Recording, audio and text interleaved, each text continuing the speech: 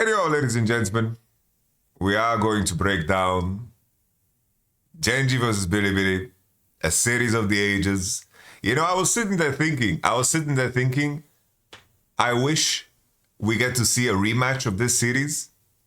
But then I realized, bro, I don't mind any series. No offense to T1, but I just don't want to see a T1 GENG finals, you know? Even though I understand as an ALCK fan, people would love that. It's just, that's a best of 5 I've seen so many times. So I wouldn't want to see the regional finals. But it would be a massive statement, of course, for the LCK and the Korean League if that was the case. Because MSI, to me, is such a fucking competitive tournament, you know? Like, in terms of competition, it's a crazy, like it's a crazy tournament to win. Like, it's been fucking neck and neck through and through. And you send the 2 best teams from every region, and you have double elimination. The actual best team in the world wins this tournament. I think this is the most true to the spirit of competition tournament that we have in League of Legends, of course. So I really like it. But looking at this series, we have a lot to talk about. Let me just prepare Epic Pen. If you're watching this on YouTube, and for those in chat, I'm going to break down G2 versus T1 at the end. So it happens at the end. If that's something that you're interested in, I just need to make sure that I have space on my hard drive. Do I have space on my hard drive? I need to select directory. I need to select my start as admin. I only have 6 gigabytes, free size, 6 gigabytes free. I think that's not enough. Let's cook it up.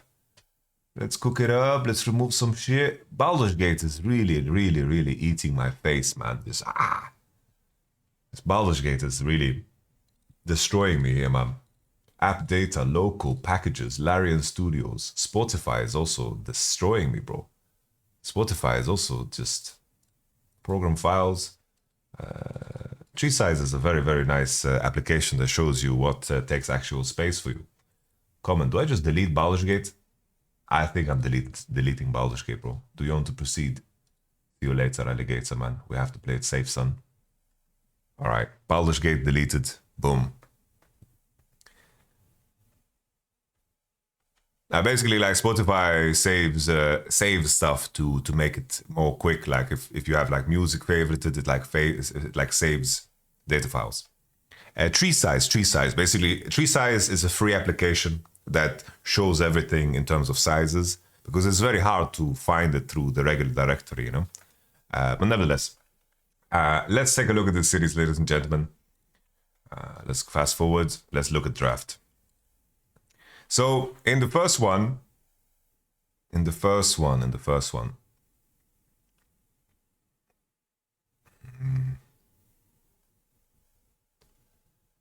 Epic Pen.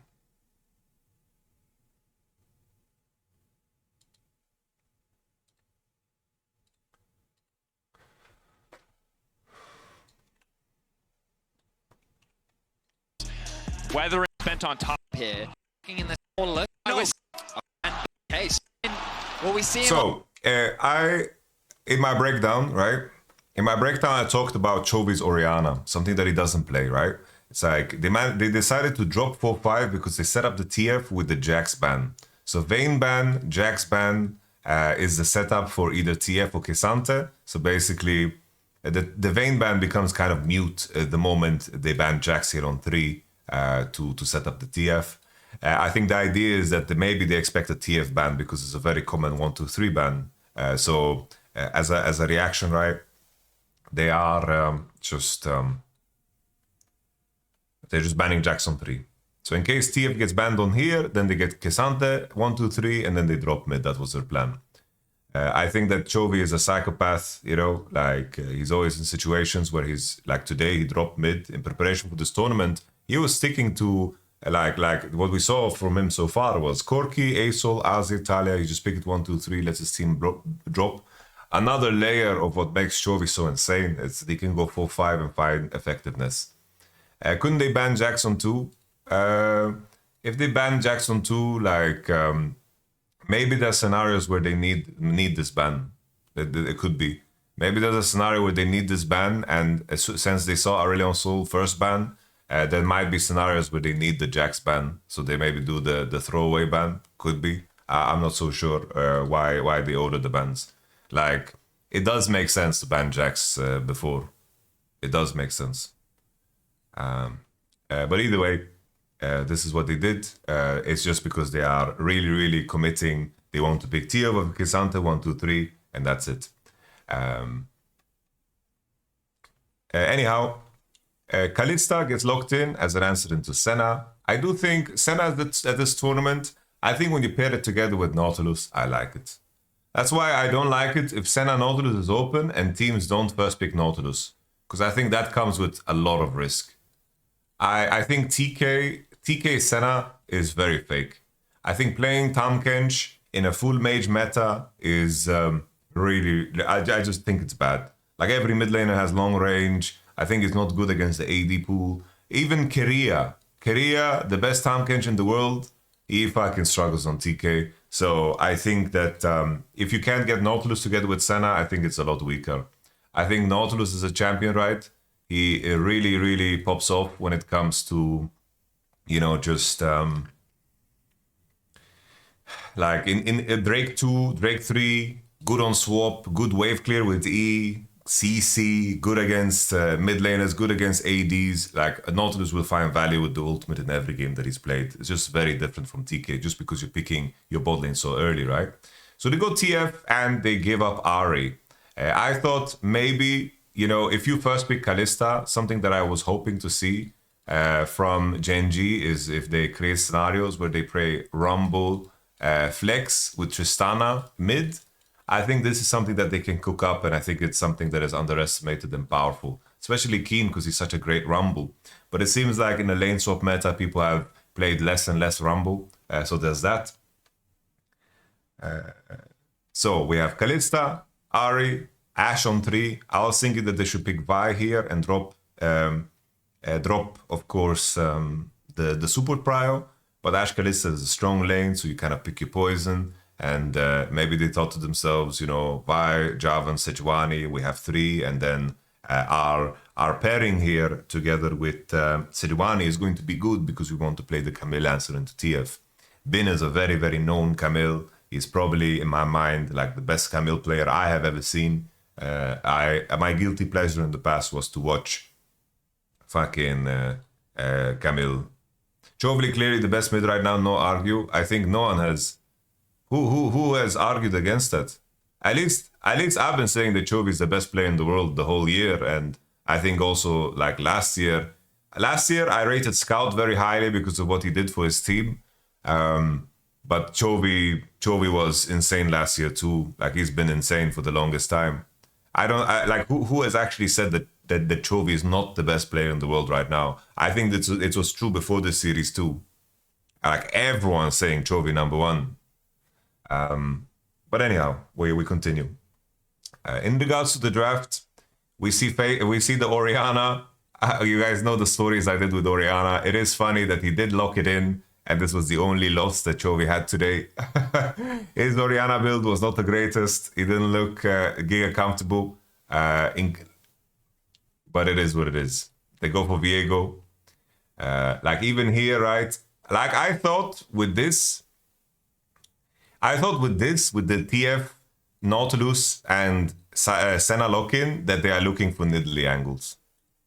I thought already here we're gonna see the Nidalee on. But funnily enough, this is something that we see later. You know? This is something that we still will see later, you know? So, there's that. In regards to the draft, I think Sejuani Camille do have counterplay against TF, but this team is quite weak against lane swap, right? Because the Camille with low economy is quite bad.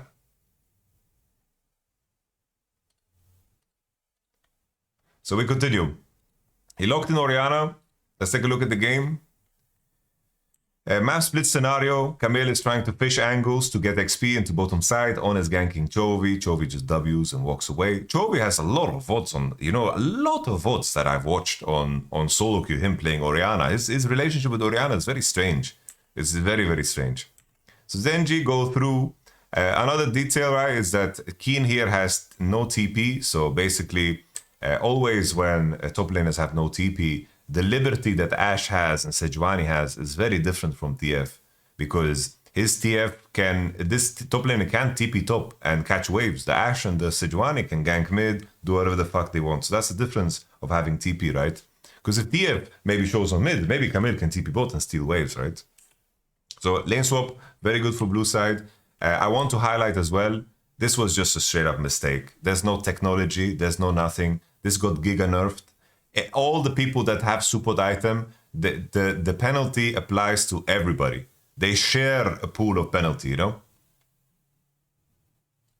They share the penalty. We continue.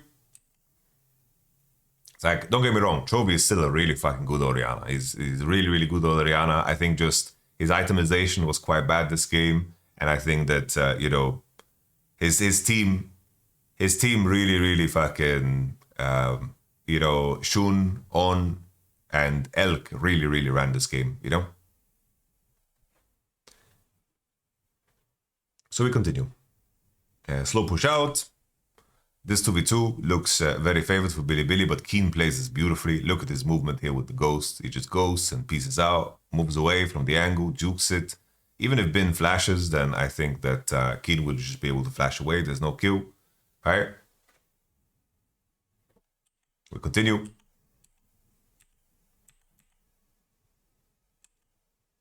There's going to be a moment in time where TF actually ports and Bin gets to recover the game big time. Here's the TP, and this is just Bilibili in a nutshell, right? They take these fucking 3v3, 3v2 dives, and they go for them. I think in terms of their tanking distribution, could have been better.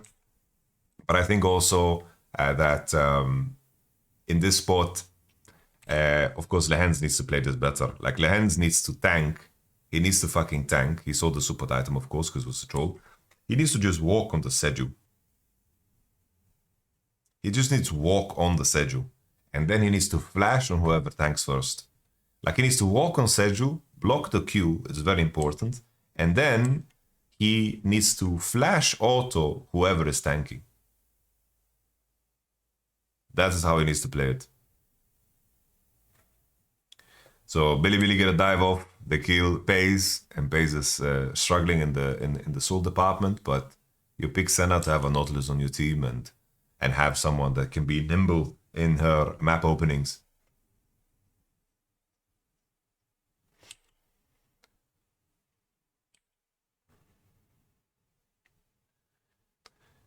Here I think Bin should just hold base. I don't know why he's not holding the base, especially because his Sejuani just dove bot and then did Drake. Like, he needs to follow along the teammate's decision, because he cannot punish Keen on the slow push out here, plain and simple. And he gets killed here with the TP back. It isn't the end of the days because he does keep the freeze. So it isn't like horrible, you know? Bro, LPL like this last year as well. 3 teams in semis and lost 1 tonight. This is probably the last time I'm going to address chat, because always when it's LPL versus LCK, all the frogs come out. And I think they kind of suck the joy out of the beautiful League of Legends games that we just see, because they just chirp. This guy completely just forgot MSI. This guy just completely forgot MSI. MSI, LPL completely fisted LCK in the mouth. And that's the tournament we're looking at right now. And if we look at Worlds as well, T1 dominated LPL, but LPL versus LCK was still very competitive. It was T1 that railed them, the same way G2 represent EU, right? And this is the last time I'm going to address this frog. I was talking about Worlds. Yeah, I know you're talking about Worlds. And right now, I won't ban you, but you are muted in my mind. You know? Black mirrored. We continue.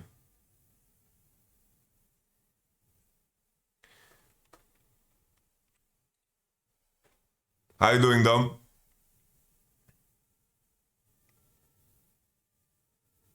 He said Pace carry today. I think he's pure bait. Oh, that's crazy. Pace had a very good series.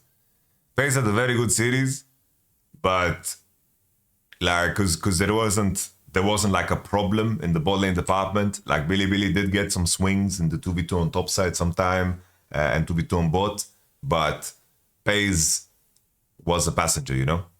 Can you check Discord DM for a bit? Let me see what that is. Alright.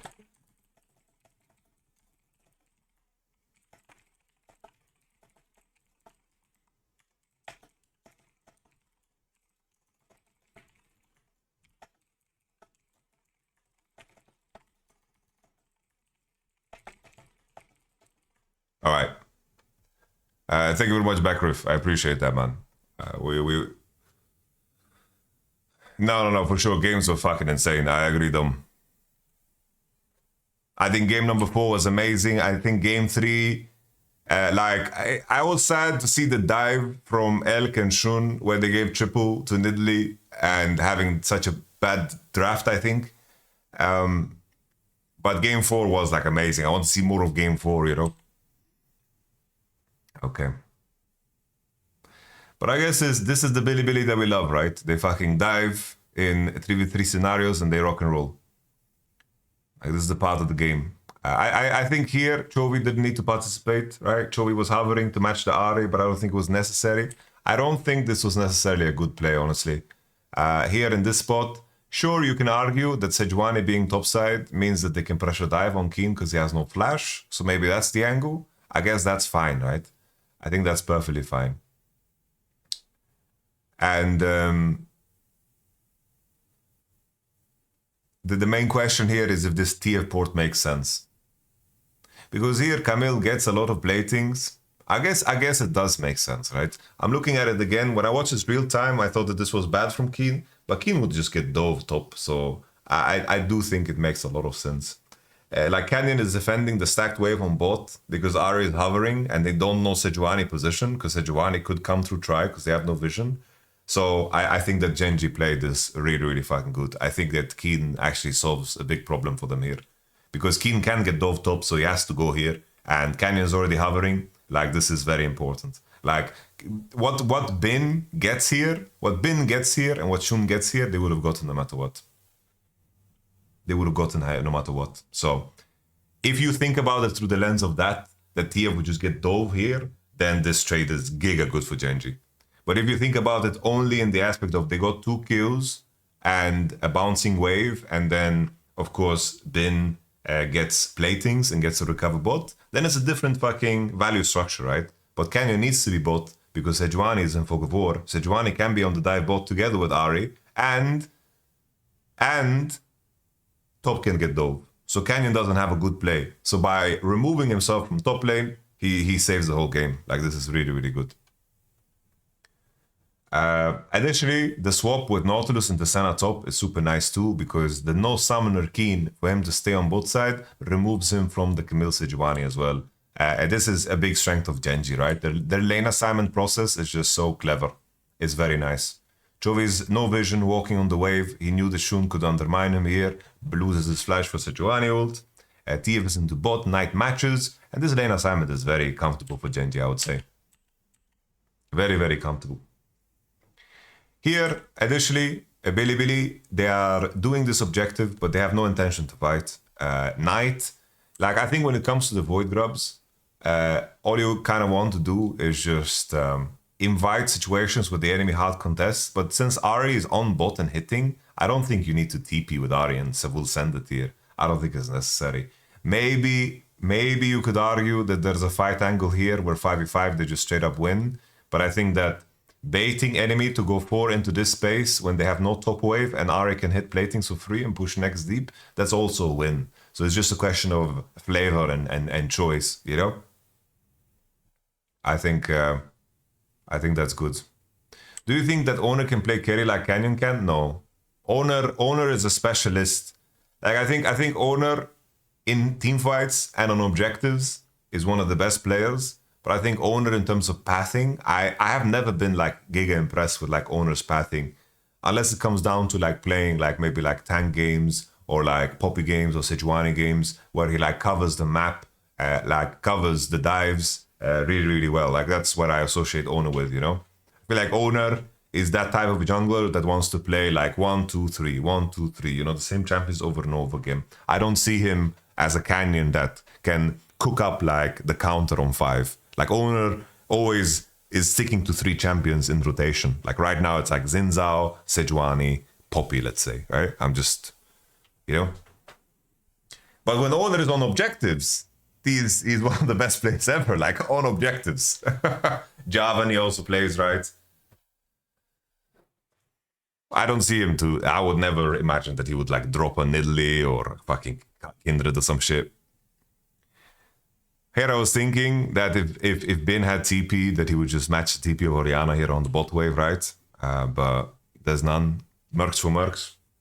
Here, the thing, I really hate this build here on Chovy. I think you just go Archangel. That's your defensive item. Much better than Ludens. And I think you go Archangel, Leandri, and you do so much more damage. It's such a big damage difference. But instead he goes Ludens, which makes him very weak. And then he goes defensive item second, you know? We continue.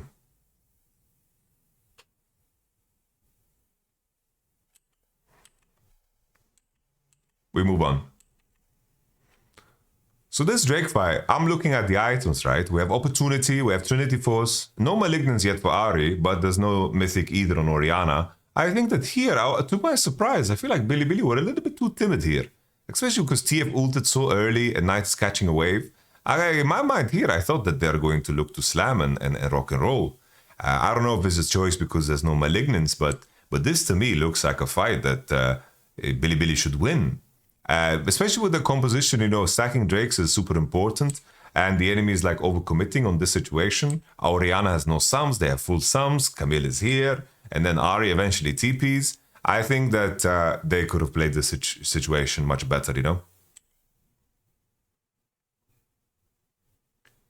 Like, they TP late. Like here, Knight went top to catch 3 minions. I think that this is a fight that Bilibili should be fucking taking. And you guys will see it in Drake number 3, how big of a difference it can make to just be in the area, be ready to snap. Because I think GENG got away with murder here. One thing that you can highlight about GENG is that GENG has had a habit against top esports as well to contest objectives where they are weaker on them and they are hoping to outplay, which is their strength and also their weakness because they get away with it in 99% of the games, but against top esports they got punished for it, if you guys remember. So here, Keen Ghost throws a card, they have Fate's Call, Bilibili don't pull the trigger, Sejuani they have ult. I think they could have done this better, but GENG did a good job of course, tanking the CC with Nautilus on the first, you know, with Arrow. And then they recovered this super beautifully too with the Nautilus TP into mid because obviously Bilibili is making sure that the enemy can't re-enter topside. They leave TF in the bot and they TP with Nautilus to save the mid turret, who of course is a player, is just a champion that can't get dove here. So they hover and they defend the jungle. Really nice like a recovery here, and then TF needs to abandon because his team is basing, you know? Okay, so we continue.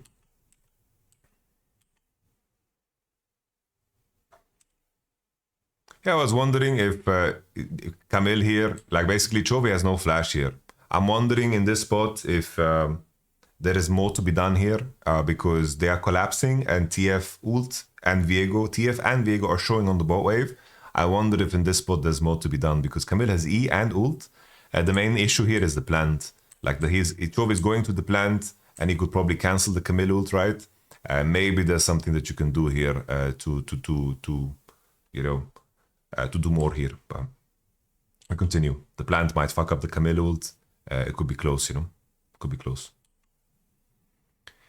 Billy get Herald and top turret is just a trade, map split. No biggie there. No charm landing. I like this from GENG, you know, this approach here. I don't know. Honestly, I actually don't like it. I'm looking at this and I feel like if Shun just flashes, then this play is just so useless, no? Like if Shun just flashes, this play is just ass. Camille is pushing both for free and they will get nothing. this mid turret is so low, so maybe they can force it off of that, but I don't think that has anything to do with this play, yeah?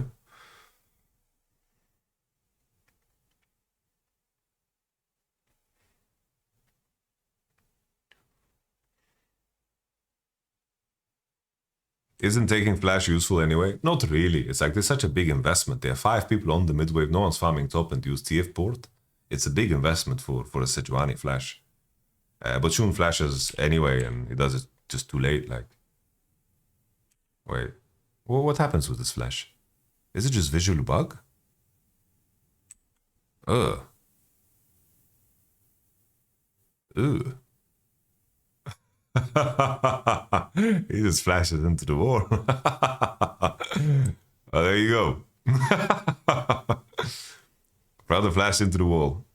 Visual bug? No, he just flashed into the wall.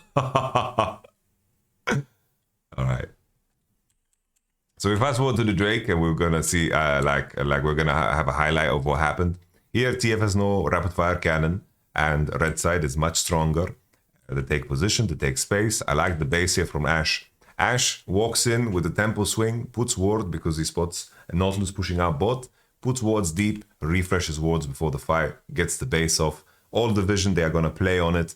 Kalista can be alone on the wave, and Ashe can just cross in together with Sejuani and Camille. Knight is pushing waves really, really deep, and here Orianna gets a very, very, you know, very, very deep wave, you know. As you can see here, Chovy, like here, they pushed a deep wave. And now we see the situation where they have vision of a dick bush because Ashe E, and then they cross in, and then look how hard. Like there's no reason the fight couldn't have been the same thing, you know?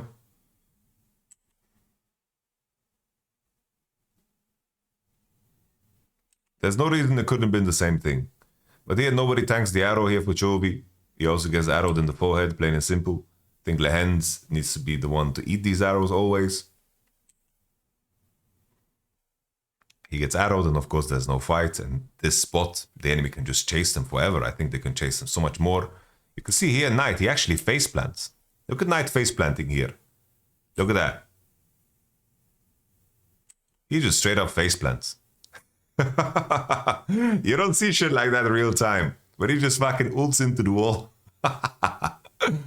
Early. In the last 3 minutes, we've seen 2 Bilibili players faceplant.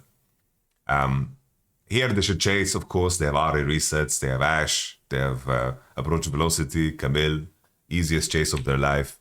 These type of fights are very easy. I think in terms of the draft rights, I think just Viego Orianna is a very weak rotation. I think just Viego you can't play in such a game, in my opinion.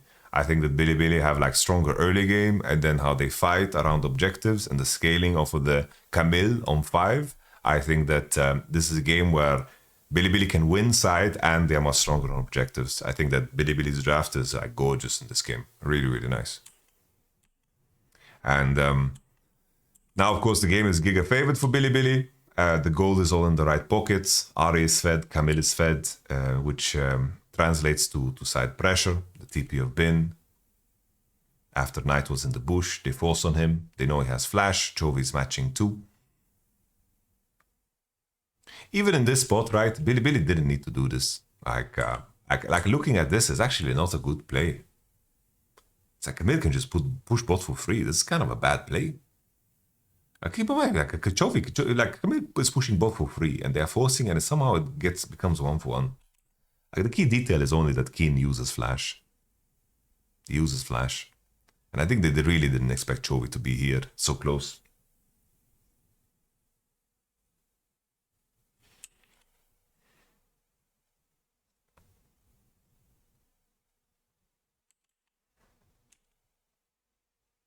All right, let's jump a little bit forward to the objective. So just because GENG is weaker on side, it becomes a lot harder to take control of the river. Because RA can choose to be on the neutral wave. He can choose to be on the neutral wave, or he can choose to hover in river. So it's very difficult. We saw this in the G2 series as well against top esports, where they controlled side fully with Tristana. And Tristana can either be trapping on the neutral waves, or she can be in river. So GENG need to just wait for the enemy decision. And that initiative is massive, right? That initiative is massive. But here the charm doesn't land. Keen dodges it. The gold card. Keen movement is fucking gorgeous here. And then they get the turn. Camille has no TP. So obviously I talk about having control over river, but this ends up pretty bad. But an additional detail, right, of side control is that if you're playing on the side that wins both sides and you're walking out on a lane that you don't have TP on, then in this spot, Bin should be allowed to push bot without any action happening. Plain and simple. But in this moment here, with the fight that GENG is inviting, they don't know Bin's position. They don't know. But I think this is like a good flip, so to call it. You know? It's a good flip. No Fate's call as well. The chase continues. And that's the gold card.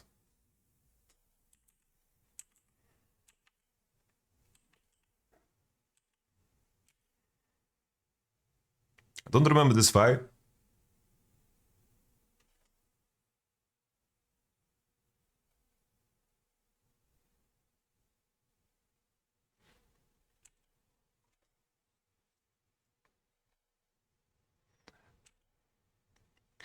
I think at this point I remember what I was thinking is just I don't see realistically how GENG actually win fights. You know, I feel like Mercury threads just counters their whole comp, and they don't have enough damage output with the Orianna build, right? They just don't have enough damage output. The Mercury thread Orianna with Hourglass second and Ludens. That's a build that we never see anymore, right? It's like I have only seen two players build that, and it's Viteo and Chovy. And Viteo is the biggest Chovy fan. So I wouldn't be surprised if Viteo took that from Chovy solo queue. like let's pull up Game of Legends, right?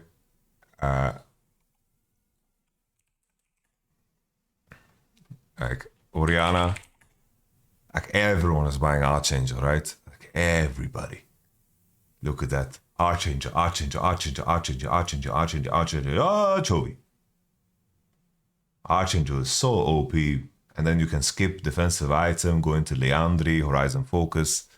Brother went Ludens into Hourglass. He had that 200 AP build, you know, like Ludens proc is just not good enough.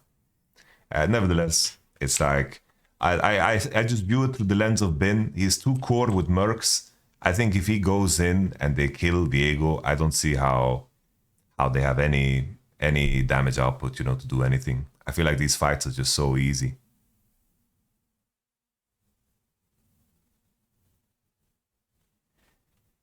These fights are just so easy.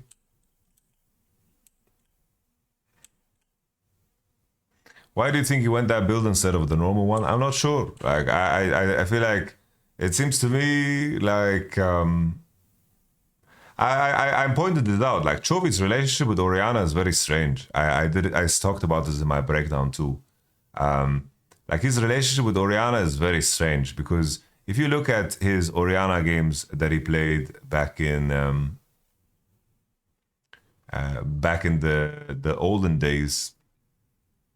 I'm trying to find the games. What the fuck are they? He played like some Orianna games, and even in the olden days, he had like a full tank Orianna build and lost the game against fucking KT. He played against Arya. Nevertheless, I'm not gonna waste time looking for that game. We continue. People ask me about Axiom Arc. The thing is, Axiom Arc has you get 25 ability haste. Like if you Axiom Arc, like if you look at this item, this item in terms of the cost efficiency is just nuts, in my opinion. You get 18 lethality, 25 ability haste. Like that's the crucial stat. This flux is just like an added bonus. Doesn't matter too much. It's like it's nice, you know, for Kalista, but you don't buy it for this. I think people are always hyper fixated on unique passives when they judge items. But here is just an incredible stat stick. It's 55 AD, 25 ability haste. And if you compare it to other lethality items, Edge of the Night, no ability haste, less AD, you get HP. Hubris is something that you can buy here, but you're trading ability haste for 5 AD, and at this point, you have to evaluate the passive, and I think the passive of Axiomark is more useful if you buy third, of course. You look at Yumus, for example. Yumus has no ability haste. You're trading 25 ability haste for 5 AD. And then all of a sudden, you can see the value of Axiomark, right? If you expand the cost analysis, the gold efficiency is very, very insane on this item, right? So Axiomark is a really, really good filler item, like just for stats. There's been cases where I even bought it on Jace, which might sound crazy, but these lethality builds really want ability haste, and lethality items just doesn't have it the same way, you know? Especially if you're not buying mana immune in your build, you know? Because keep in mind, this is the first piece of ability haste he has in his build. And the more Qs is wonderful, which translates to more ults too, and so forth. Obviously, ability haste isn't the most important stat on Kalista, but it's not like Umos is going to help you because you're dashing. You're jumping and dashing most of the time.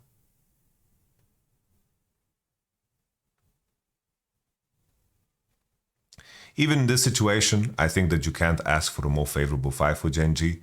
The enemy is all grouped up, all huddled up. Dorian ult, like at this point, is just a wallet gap, right? Wallet gap, comp gap. I'm surprised Chovi's Galio hasn't come out this tournament yet. Well, there's very little Galio pairings, and Galio is not good. Galio is... I was fighting the Galio hype already before. Like when I did my tier list video too, like people was like, what about Galio, Yamato? People playing Galio and Solo queue. I was like, what do you play Galio against? Like, look at the mid laners that are being played. You want to play Galio against Talia, Azir, Ari, Corki? Like what are you doing about your life, you know? What are you doing about your life? I think it's just terrible. Tristana, like all these mid laners just take a big shit on Galio. I think Galio can be played when enemy picks Nico mid. And when Chovy played Galio, it was Swifty Macro Galio. You guys remember that fucking Galio?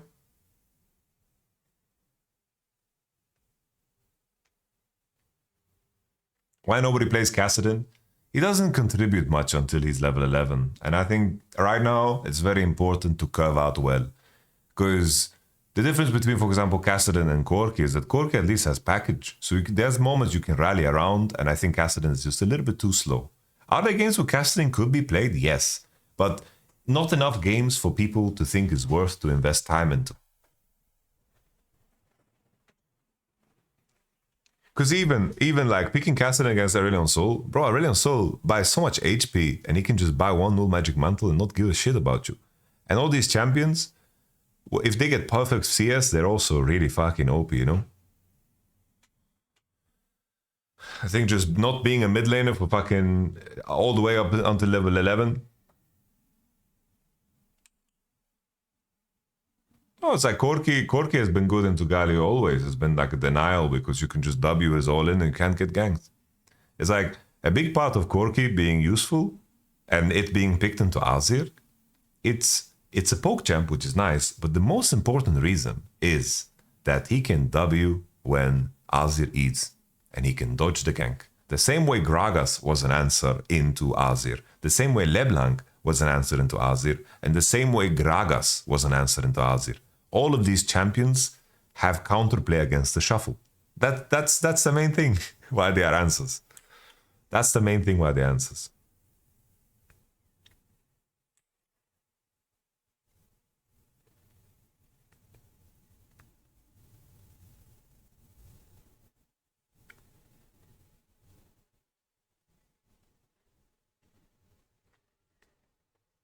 Now it's just a soul gap, right? Lehends Q's a minion, and then Billy just commit all the way. They find the snack. At this point, it's just kind of GG. There's not much to add about this game. I think it's important that, like, when teams have such respect for each other that they understand when the game is over, so they're going to take chances, you know, that might look bad, but it's better than just folding because they know the position is just lost. And I think sometimes people judge players too heavily on what they do when they are in losing positions, because that is where the time when you're supposed to get crazy. Like, I know how many times Hilly has been criticized for fucking R-flashing in with Lulu, but he does it when his team is 10k gold behind and he's trying to find like some kind of angle where the enemy doesn't get base. Maybe it's like a 1% chance that it works, but if the enemy bases, maybe odds go to down even worse than that, you know? I just think that Aurelion Sol can itemize to not give a fuck about Kassadin. Like Assassins are fine to Aurelion, but Aurelion buys Giant's belt. Like, I think it's a big part of what makes Aurelion really OP, in my opinion, is the fact that he doesn't need mana. Like, if they nerf his mana costs, I think that is like the way to go, you know? That is the way to go. All right, let's take a look at game number 2, ladies and gentlemen. Game number 2, game number 2, game number 2. It's kind of weird to see the Fnatic boys here. Game number 2, let's talk about draft. Let's talk about draft. Let's look at it in the right order because, you know, in my mind, you know, you love tournaments. You love tournaments when the highest level teams, you look at the draft situation and you think to yourself, like, I will only trust GENG with that 4-5. You guys look back at the previous game, right? This was definitely a rotation that they could have done in the previous one too. So it was very, very nice to see that adaptation real time. The enemy sticks to the same bands because things worked out, but they pivot to Sejuani on 3 because Ari, of course, is locked out. In my mind, I was trying to look at ways for Bilibili to create scenarios where they pick Tristana early. But it seems like Chovy had the Hui answer ready for Trist. Right? I think that Bilibili couldn't figure out a way to create room for the Tristana, especially if you're picking Ashe Kalista.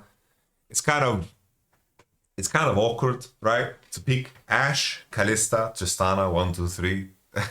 It just looks very, very bad, you know? It looks very, very bad. Someone asked about Vex here. Vex is pretty bad. Like, you don't want to play Vex against K'Sante Nautilus. That's a horrible Vex spot. Like, I think if anything, maybe in these situations where they have winning bot, maybe they should have allowed themselves to pick Vi instead of Seju. But it seems like they wanted to pick Seju away to deny the enemy and then invite 5-pick for Bin in the shape of Camille and Jax. Like, that was the plan, right? After that first game where he ran the game on Camille, their plan was, we pick Sejuani, you're going to pick Renek, Camille, Jax. You're always going to have a good time into K'Sante. I understand it. Like, genuinely in this game, Jax is not a bad pick. Like, Jax has good interaction against this, good interaction against this, good interaction against this, because you can E his auto, and it's okay into K'Sante. I do think that K'Sante is winning, right? But what I wanted to say is, I love the fact, bro, there's no other team in the world that you trust with a fucking Yon Nidalee rotation.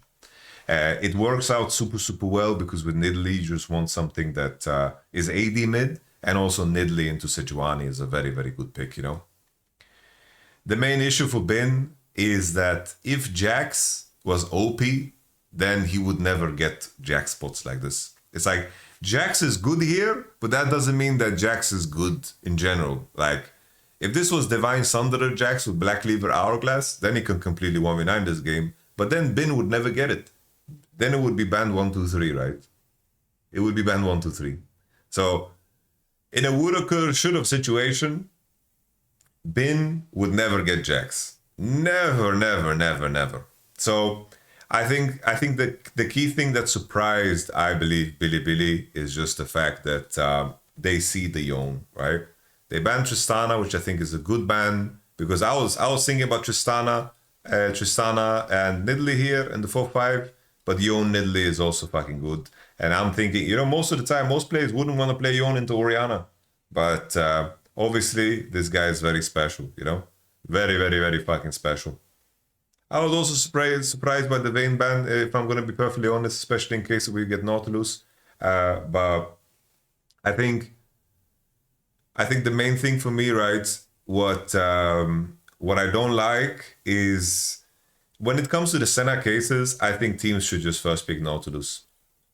I think that's the key thing for me, man. I just don't like fucking Senna Tomkins. I think Senna Tomkins is just ass. If you're picking your bot lane early, Nautilus is always going to find impact.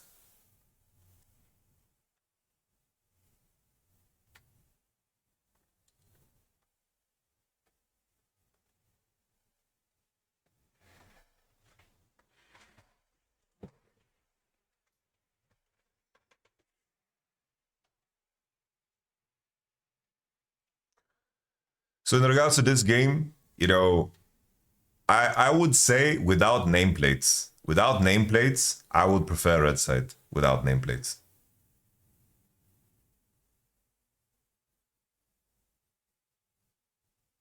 But when I was watching this live, I said, how good is Chovy?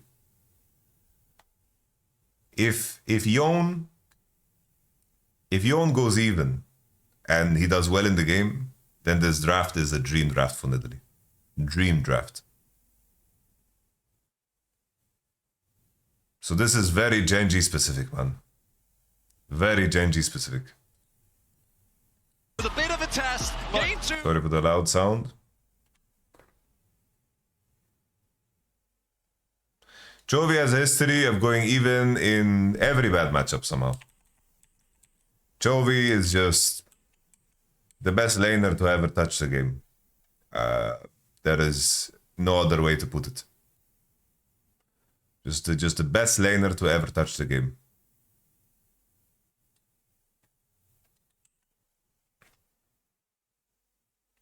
He goes fleet footwork, so there's that. I was very surprised that GENG don't swap in this game. I thought this would be a swap game, 100%. Someone asked, why is Nidalee good into Sejuani? It's just because Nidalee has fast enough clear and good interaction with Sejuani that if Sejuani invests time into anything, which it's like the benefit of Sejuani is she doesn't need a lot of gold, right? Doesn't need a lot of gold, so she can spend more times focusing on lanes, and that's it, right? People are asking why is Senna so high prio. Well, the thing is, like when you pair it with Nautilus, tank items are very strong. Tank items are very strong, and it gives you freedom of mobility to impact mid, to impact top, because diving Nautilus is very difficult.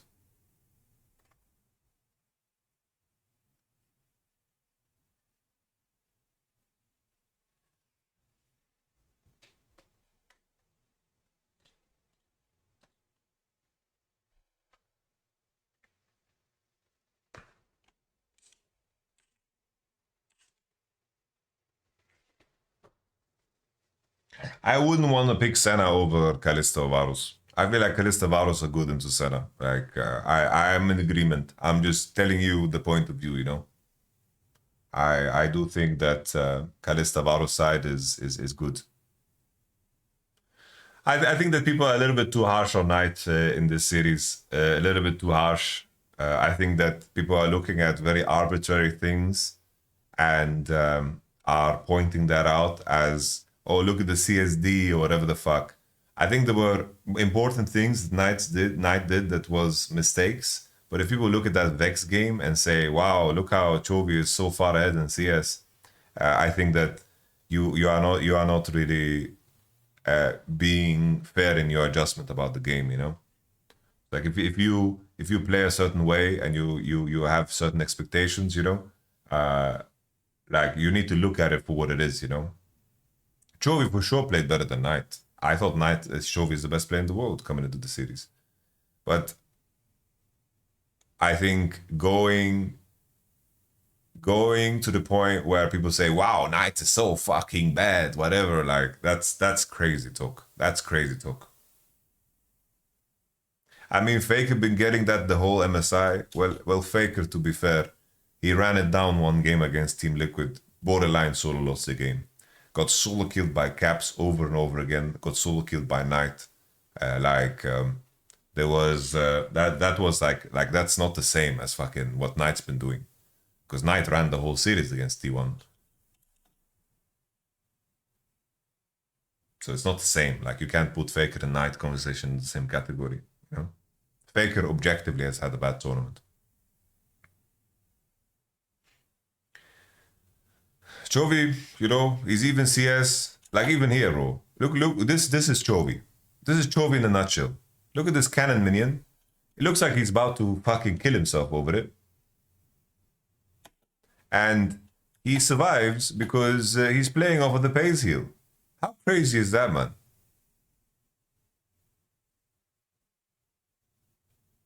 How crazy is that, man?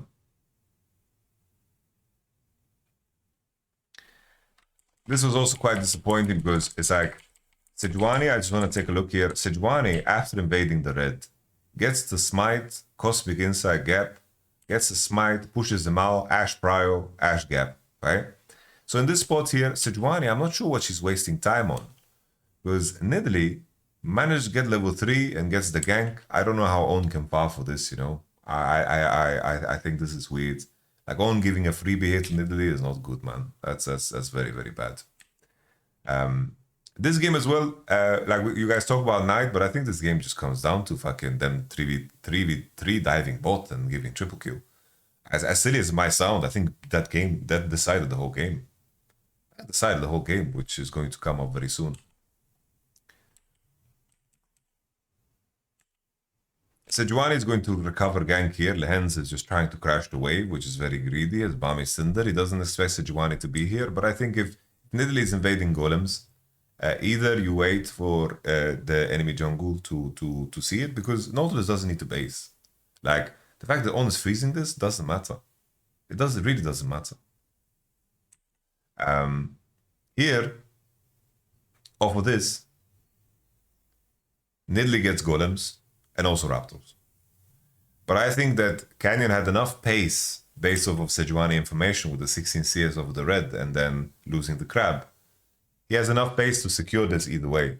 So I can't say Lehends did this and then Nidalee secured golems, because she would secure golems either way here. It's the same situation, the conversation as in the previous one, when Keen TPs and Chovy and Camille gets top platings. Those platings would have been taken either way, so the King TP is very good. Here, I think that he would have gotten these golems regardless, because the moment he sees 16 CS Sejuani on golem, on crab, Canyon knows exactly the situation. Now Shun knows that his top side is completely gone, and he's going to open on bottom side. He doesn't go top side at all, because he knows, he has respect for fucking Canyon. He knows fucking Canyon is going to fucking eat all of his camps. And then here, the beautiful thing what Cannon does is he crosses into his own bot side because he doesn't want to give anything back to Shun. If Nidalee bases here and takes his top side camps into bot, then Shun might be able to invade off of the stacking wave bot and then recover. But Canyon crosses into his bot side, bases on 44 CS, and Sejuani has only one decision, and that is to start Drake. But I think that Lehends dying there recovered bot, because they get to keep the freeze. They got the kill to Lehends has to walk back with no TP because he TP'd back with Bami, right? So there's that. Especially because he flashed in the initial Nidalee gank. A very crucial mistake. So Nidalee base after 44 CS, after taking golems, goes to Void Grab, and then he's going to play on the respawn of golems and raptors again.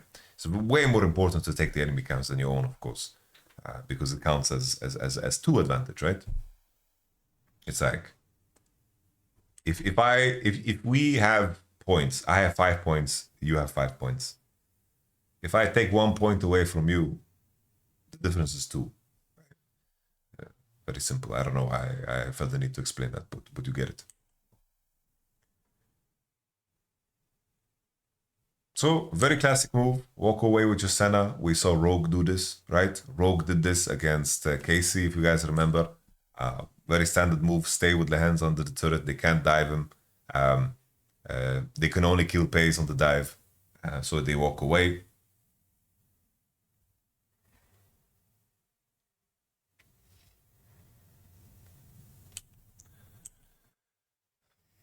This is such a big waste of time.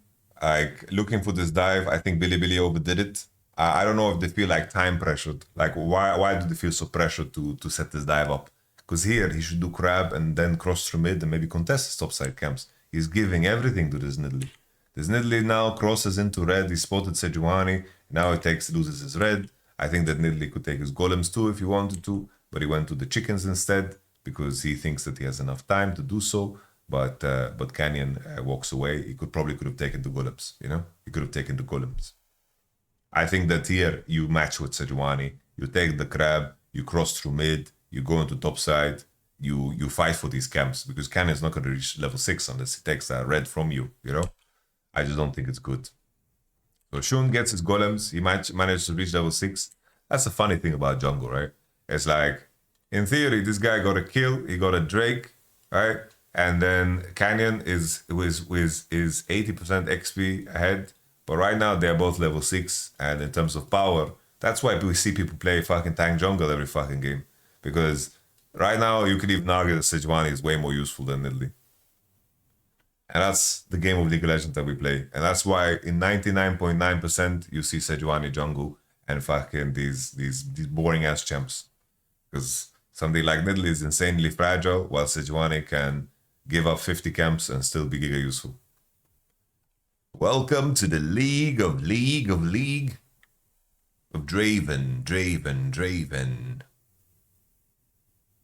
This is where tank jungle shines.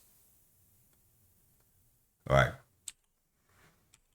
We continue. Here we go.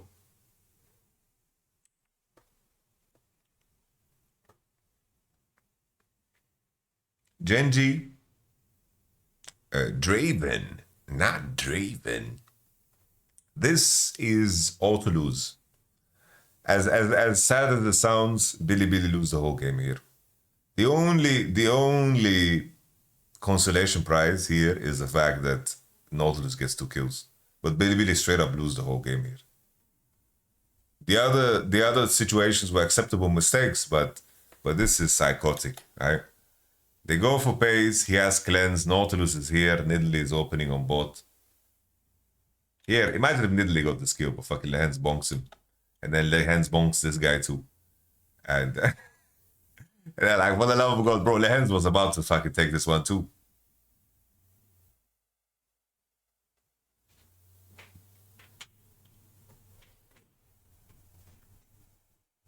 Doesn't on ult get cancelled? You mean off of the Fate's Call? Let's see. That is weird. I thought you're unstoppable in Kalista ult. That looks weird.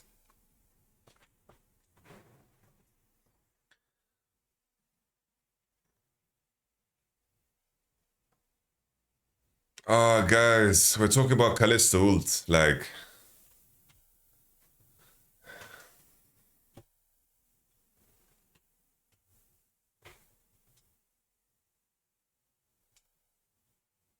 this looks very weird, man. The Kalista ult looks fucking silly, yeah. Like, I don't think it would have mattered too much. But honestly, I don't know, like, what the fuck happens, man? I don't know what the fuck happens here, man.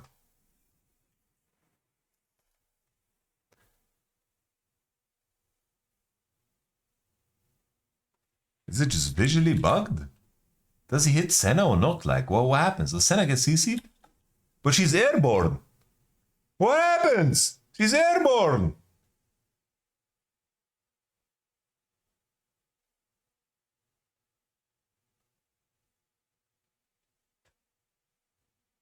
He's airborne, but he's here.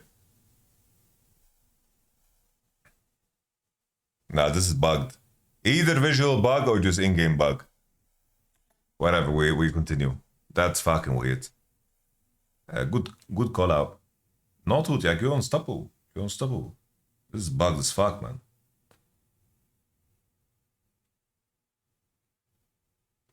This is bugged as hell. Sedge Q, no. He queued over the wall to ult.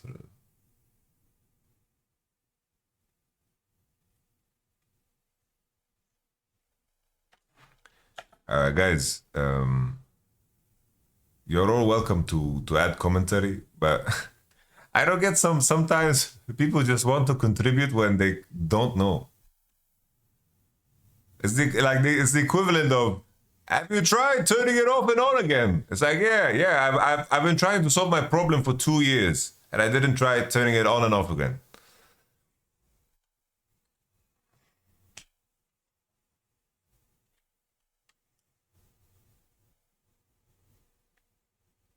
Yeah, we continue. But yeah, as mentioned, over this, bro, like Yon being even and Italy being this far ahead and Kalista and Ash having no win condition, this is already game winning. It's like Genji plays out these fucking positions in their sleep, man.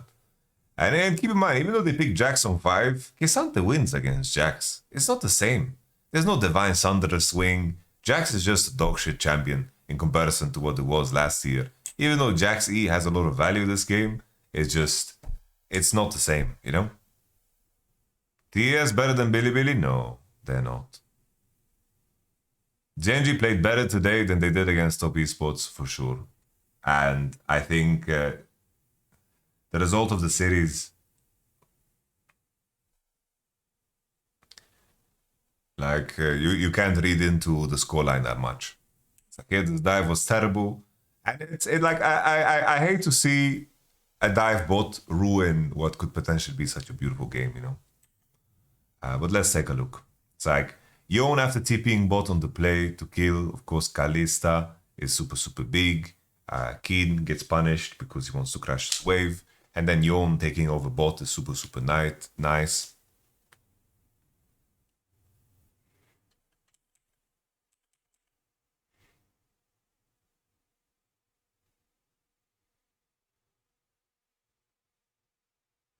I don't know, it's like Bin already got dove and they're TPing after the fact. Like, it's strange.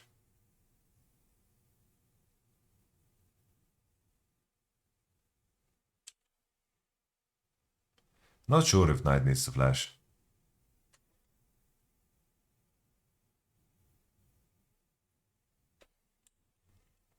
I'm not sure.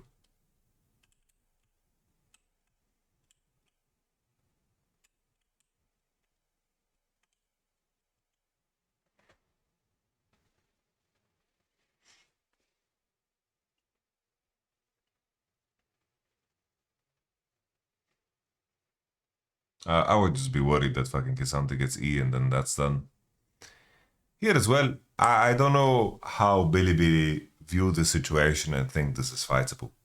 I don't know on what planet you think that this is a winning situation, considering what just happened to you. Like, your Jax condition is this, and you are arriving late to the fight. I don't know why Bilibili even think about fighting this. They should be running, they should be catching top. I think the main knock tonight in this series is that he is way too unfocused about his own economy in the game. And I think like he overgroups. That's like the main point of criticism that you can put towards Knight. If you want to be like in your Discord and you are, you know, you want to be the smart connoisseur and you're not going to be just chirping, you know, some narrative.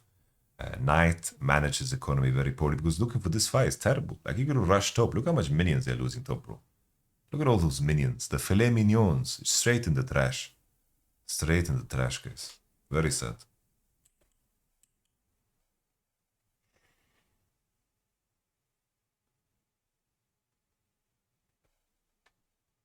I was gonna check if my editor uploaded.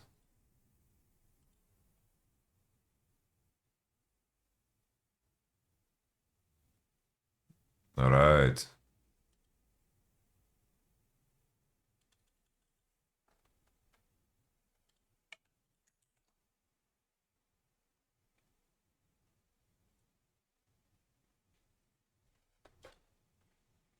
Bro, that Toby quote was so fucking cool. That quote from Chovy was so cool.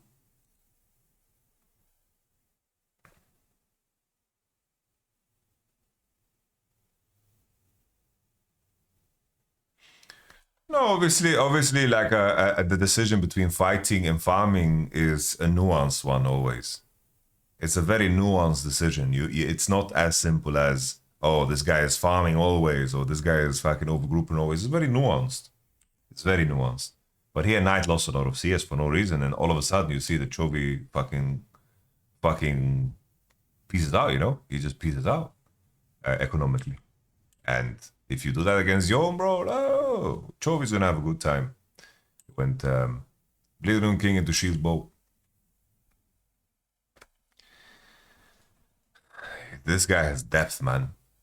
This guy has so much depth. That was my main question yesterday. I was like, where will Chovy go when his champions are gone? Where will he go? Realistically, coming into this fight, you don't have Kalista on 2 core. At least your Oriana's buying better items than the Oriana from last game. But I don't see a world here where they break through the Kesante, break through the Nautilus. They just don't have the horse force. People say horsepower, but I think horse force has a better ring to it.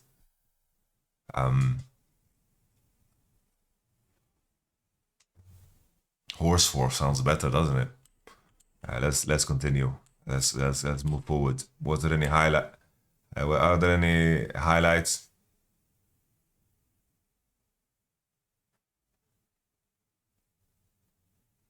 I think another, like, it goes both ways, right? It's like when Chovy wants to farm, everyone on Genji is aware. And sometimes on teams, you can get stressed out with your teammates. It's like solo laners that play with Hilly, they farm less, bro. Because Hilly finds angles everywhere. Fucking angles everywhere, innit? This arrow is crazy. Like, on really, really cooked, man. Jax over Rumble. There's Sejuani Oriana. He picked on 5. He has to pick Jax. CC chain, but Chovy, CC is Knight, so Knight can't follow up on the arrow. Like, Knight is pushing full because they're calling the arrow, right? They get the arrow, but the CC chain on Knight means that he can't fucking ult, you know?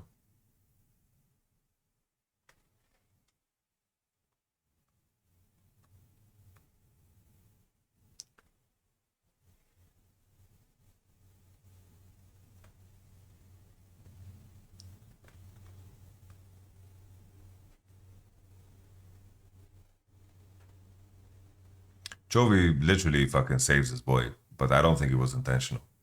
Chovy just comboed. Here I thought Paze was a bit of a psychopath in terms of how he tethers. I think he lost kind of his traction here. The cleanse is used. I like that Paze doesn't flash. I think that's cold. We fast forward. Genji still in a giga winning position. I like this Nashor start here because Knight has no flash. They burnt it. And if we just look at the situation item-wise, like, look at Nidalee, Kesante, and Yon.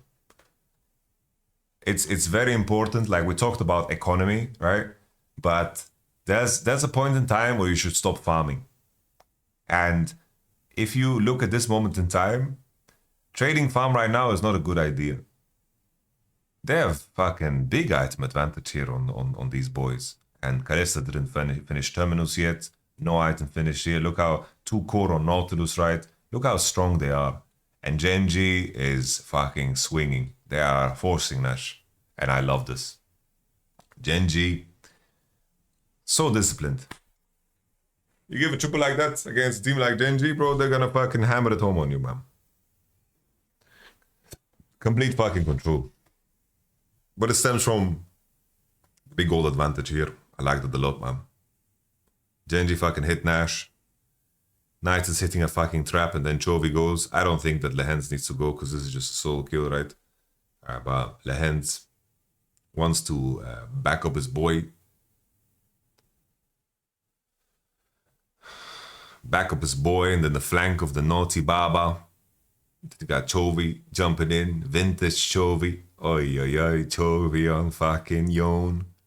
Absolutely brilliant. Beautiful. There was some throws here later on in the game that gave Billy like some kind of strange hope, but it was just on arrows. Like here, like a rare Chovy blunder here. He ease in and ults and on Jukus Maximus. Walks down, sidesteps it, and then homie with no flash. Chovy's a bit too deep. Kesante's on the bot wave. Solo killing Knight. So this wasn't good.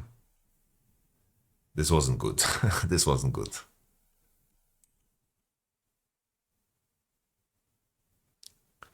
Bilibili is trying their best to get even more in the situation. They have 5k gold behind on against enemy sold points, so they're trying to find more, but Canyon fights back, gets a couple of kills. It is what it is, you know. Nothing too crazy to analyze here, right? The arrow lands on Pace's forehead. Bin gets him. Wants to get the 4 souls. It is what it is, you know. I don't think like looking at these details is super interesting. All right. Game number 3, ladies and gentlemen. Game number 3.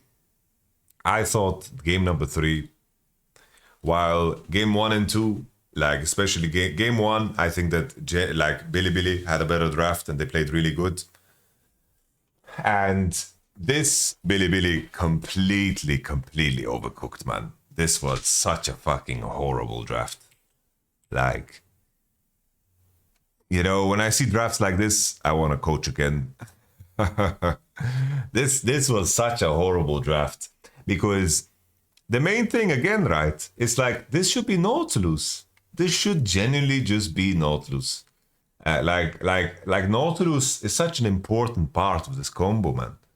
And, you know, people are questioning the Diana, but the issue is, when your team locks in this, what the fuck can you pick? It's like, you can maybe pick Ivan, but even playing Ivan is not like super comfortable against fucking Nidalee, man. Against fucking Hui, bro. Like, you're gonna just get poked. You're gonna lack the engage. Maybe your Tristana can do some crazy shit with Ivan shields. It's like Rumble Jungle sucks ass. Lilia sucks ass. Karthus is horrible. Like, you don't want to play Karthus against this team. They have natural shields in their kit. They have healing. And you get poked up, bro. Karthus can't fucking breathe. Lilia, like, how do you want to play Lilia against this, guys? How do you want to play Lilia against this at all? It's horrible. It's just here on pick 5. Like here, this should have been, I said in game, this should be Vi Rumble. If you pick Rumble top, you have more options in jungle, and then you can go Vi Rumble and then play. Ivan would be fine, but here, basically, you know, Shun, what he's saying, guys, I need to pick AP and I need to pick engage. What the fuck are you doing to me here? Morgana jungle sucks ass. Horrible Morgana jungle. I think just in this spot, I think people have forgotten about Rumble way too much. This is Rumble. This is Rumble and this is Vi. Like, that's like the only acceptable thing I think here. But I think the Senna issue, just pick Nautilus first. Really, pick Nautilus first. I think Tahm is the problem. Tahm sucks. Even Brand better than Diana, no. Like playing Brand against fucking Hui, Nautilus, fucking Nidalee and Lethality Kalista. Ornn over Tahm, it would probably be better against Naut, but Ornn lane is very hard, bro. Like playing Ornn against Kalista in lane is horrible. It's disastrous. Just Tahm sucks ass. Just don't fucking... I'm done with the Tahm. I like the Tristana 1T, the 1-3, 1-2-3. That's a good shout. But imagine they had Nautilus. Imagine they have Nautilus, Tristana, and then let's say enemy takes Senna away to pick Tahm Senna. You say, go fuck yourself. You pick Varus or Kalista and you're fucking happy, no? You're so happy. Camille support? No, man. Like, no, you guys are overcooking now. You're just saying random champs. We need to stop the conversation about champs when it gets to that point. Alright. Diana sucks, guys. Diana sucks. And Shun knows that it sucks. And then the Poppy on 5 ruins the whole... Like, it's unplayable. GENG is the best team in the world, bro, to play these kite compositions. They are so good at playing these range comps. Whenever they are playing these range comps, the way they rally around spells, the way they space is magnifique. I've said it so many times, and the homies on broadcast, Shox and Dagda, also shouted me out. It was a proud moment for me. They shouted me out and let me know, you know. But okay, draft gap out the ass. The Hui lock-in, very nice against Tristana. You can hold your E, deny the jump, and you can always fucking Q, you know, and poke. I like it. Chovy looks really good on the Hui as well, besides that one ult. Besides one cheeky little ult that he sent into Zimbabwe. But all is good.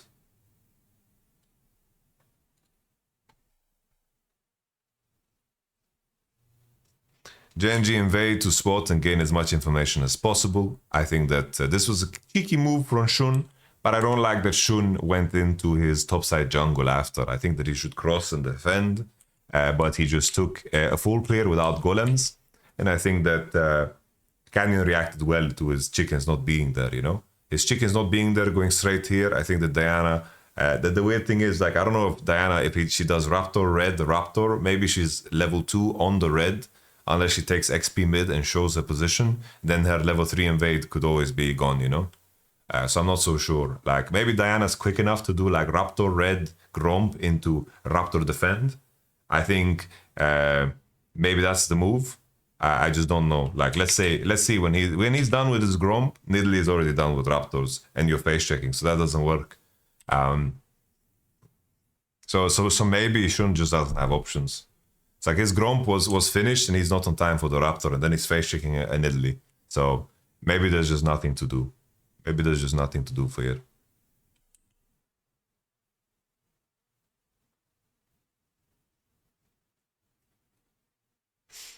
But Canyon reacts super fucking fast, invades and punishes, right? Because he knows the timings of Shun, and then Shun gets fucked here.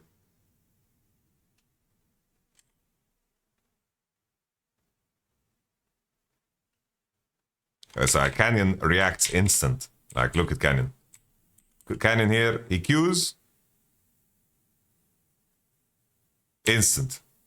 Instant. He knows. I'm invading.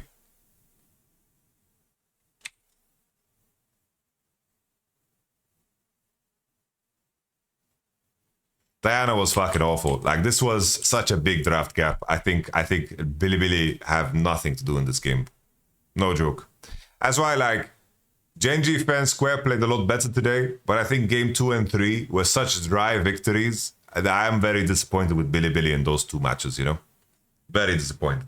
We had a fucking 3-man dive bot, and then you had this fucking draft scenario. Mental, no?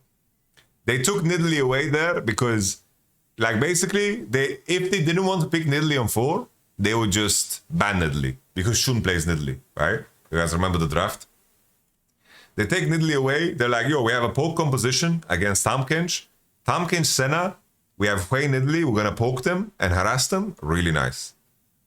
Otherwise, they would straight up just ban Nidalee instead of course, this champ, you know?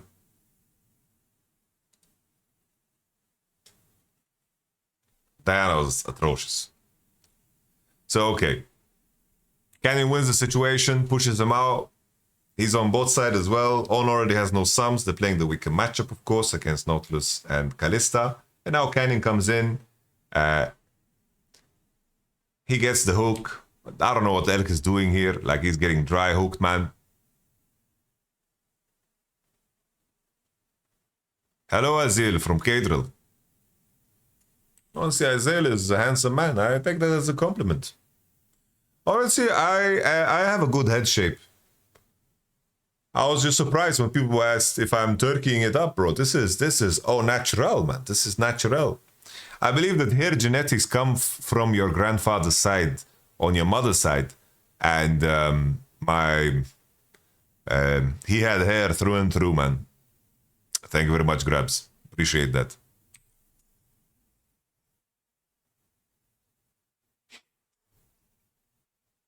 Grabs, you're getting back into the game. What's happening? We need the Grabs return, brother. So, okay. Elk gets fucking fisted. Just dry hooked, has flashes after the fork. This is really bad for Elk. Just poor play. Because this snowballs into, of course, the Tahm-Kench dive as well. And once again, they are ahead. The draft is terrible. That head shape is best suited for the Ronaldo cut. And then was a slow push out. They get hooked. Genji really bait them here, right? They're not contesting the wave, even though they are stronger. I think that, like look at the items, and Genji are letting them push. Like this should be a massive signal. Come on, man. Like, you have Berserker Greaves. Like, look at the item gap, and these guys are not hitting the wave.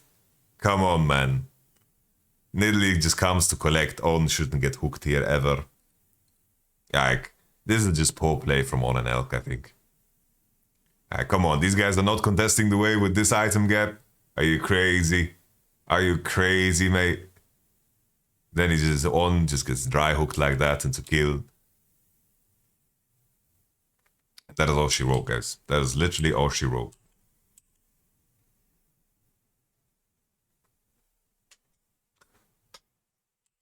Honestly, I think that the draft from Bilibili is so trash, and the way Bilibili played is as if they know.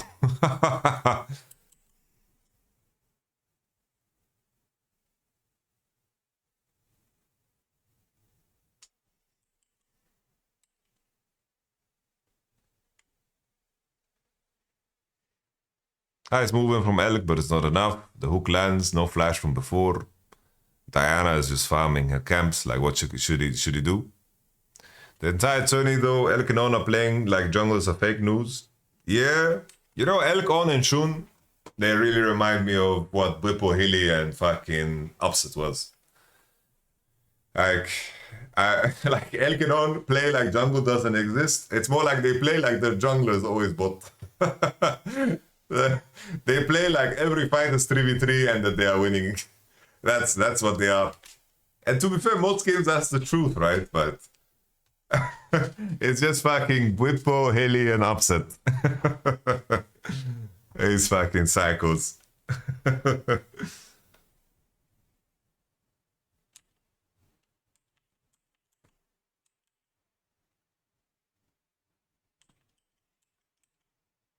I don't recall if there's anything else interesting in this game, man. It's just a Genji masterclass in terms of closing out games. They tried to pull some ganks on the Jovester, and I think what's coming up here is that Chovy ults in the wrong direction, but who really cares? No Kraken base on Triss. She's naturally 20 CS behind, which is impressive from the Jovester. He doesn't buy Ludens, buys Archangel, God bless his soul. Keen doesn't look like the cleanest Poppy. He's not so Oscarini, you know. We talked about the Senna enough on the stream. I don't want to talk about it. You could rewind and check it out.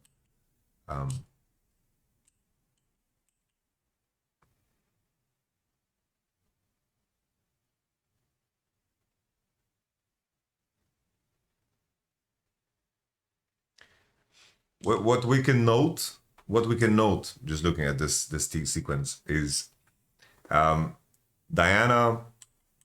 It's like the way On is playing is in a way that really signals that they think that they're in a losing position.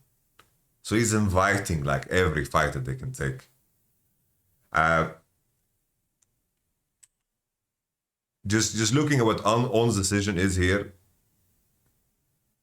He wants the game to be messy. He wants summoners to be traded. He wants summoners to be lost. Because that's the only way you create imbalances. You have to invite these random ass fights that look very stupid just to create imbalances and flashes and potentially find some opportunities. Because it looks like On is just straight up running it down, and in a different world he just gets one shot there and nothing happens. But he wants to invite imbalances, you know? It's like On is going to, for the rest of the game, just W forward. He's gonna W forward. It looks like he wants the game to be over, but he knows that if they don't engage, there's nothing. There's absolutely nothing. Keen really wants to take the third tier, and eventually he's going to do a little int. Keen is fucking... Keen has to do nothing. He has to do nothing. You just have to play on Nidalee spells, Chovy spells, and take it easy, you know? You have to take it easy.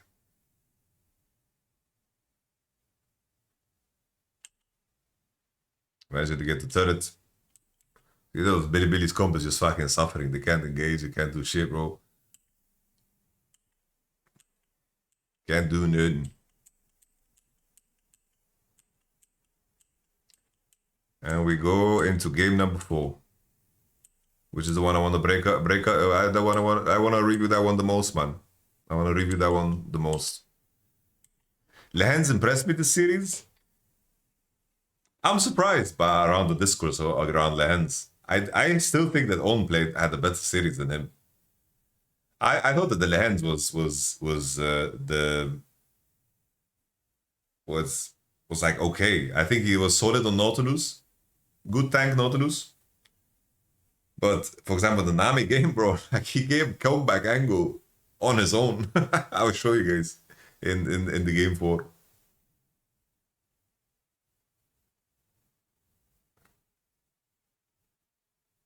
Big comfort on North, man.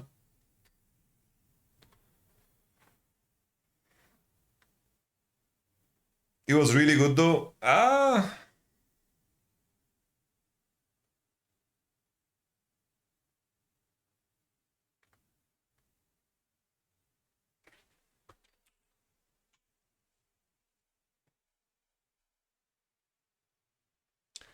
Like we are talking about a team that is going to win MSI, you know? Keep in mind that context, you know?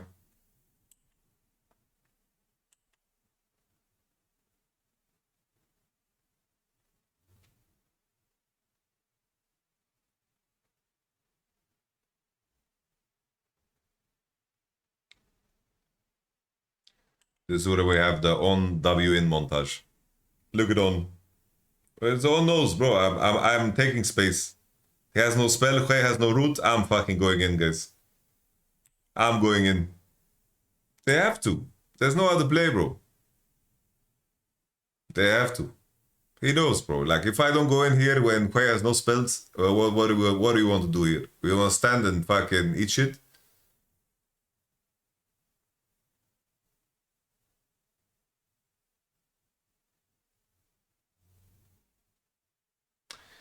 Cream had a very good Quay game as well in play-ins, but Humanoid had a horrible one because he picked it into tanks against fucking Team Liquid. Okay. Let's go to game number 4, guys. Game 4, GENG versus Bilibili. Alright. So game 1 was amazing. Game 4 was amazing. But game 2, game 3, Bilibili, I'm fucking disappointed in you, man. Your comp was ass in game 3, man. And this game was the most impressive from GENG's side, bro. Because Bilibili's draft is fucking good. I think this draft is fucking good from Bilibili, by the way. But this is a draft that really can't lose a fight. You're not allowed to lose a fight. In this game,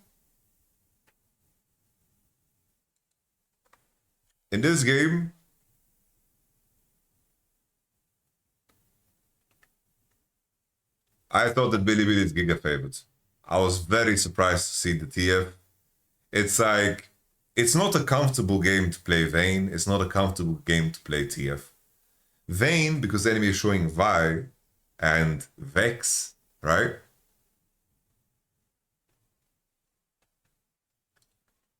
Vex is picked here to support the Vi and mask against Vayne.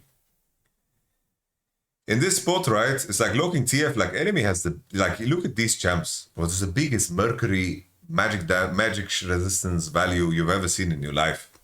Like, this is such a dream Kesante game because your damage type is so surrounded around fucking tenacity, bro. If you get to scale with GENG's composition, you get 3 items, your champions are still really, really strong.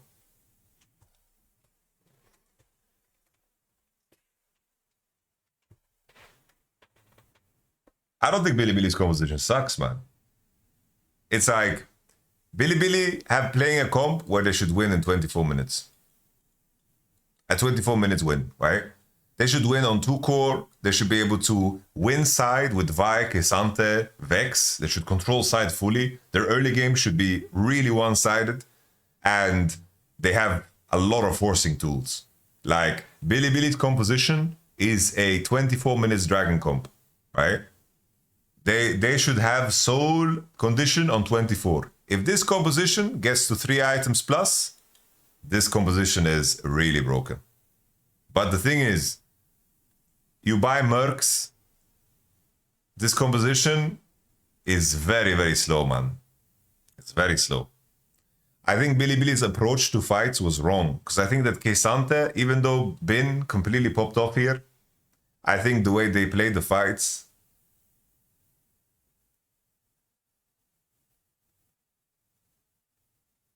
was wrong in a lot of cases. We will see it in Drake number 3, because Drake number 3 was really losing. Guys, you're telling them to drop Kalista prior, but even in this game, Kalista fucking dominated.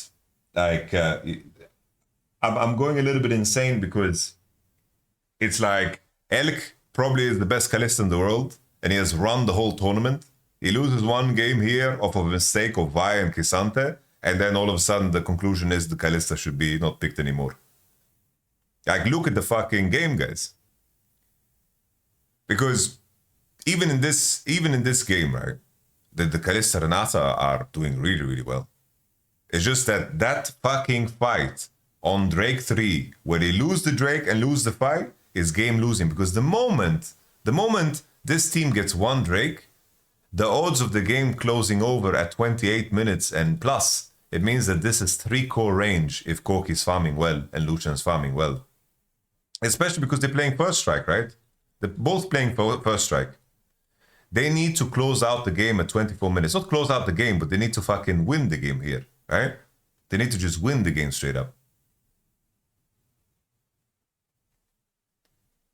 I was surprised. I thought Knight is going to pick Syndra here. No joke. I thought he's going to go Syndra.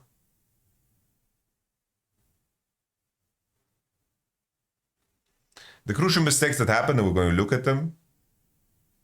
I was also talking about Sylas on stream. Sylas, Syndra, this could have been banged. This could have banged. Tristana is worse because they are AD heavy and picking Kesante is good.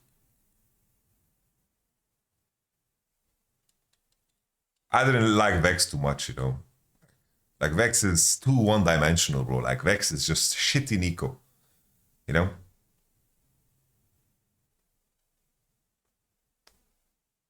Wouldn't Sylas make the comp too low range? What does that even mean? Like, the difference in terms of how much you get outranged is really, really not... Like, it doesn't matter. At the point where you get outranged, you need to go in.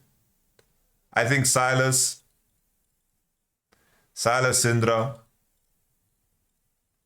I don't know, my issue with LB is like fucking... Like, do you even win? I think LB sucks ass, no?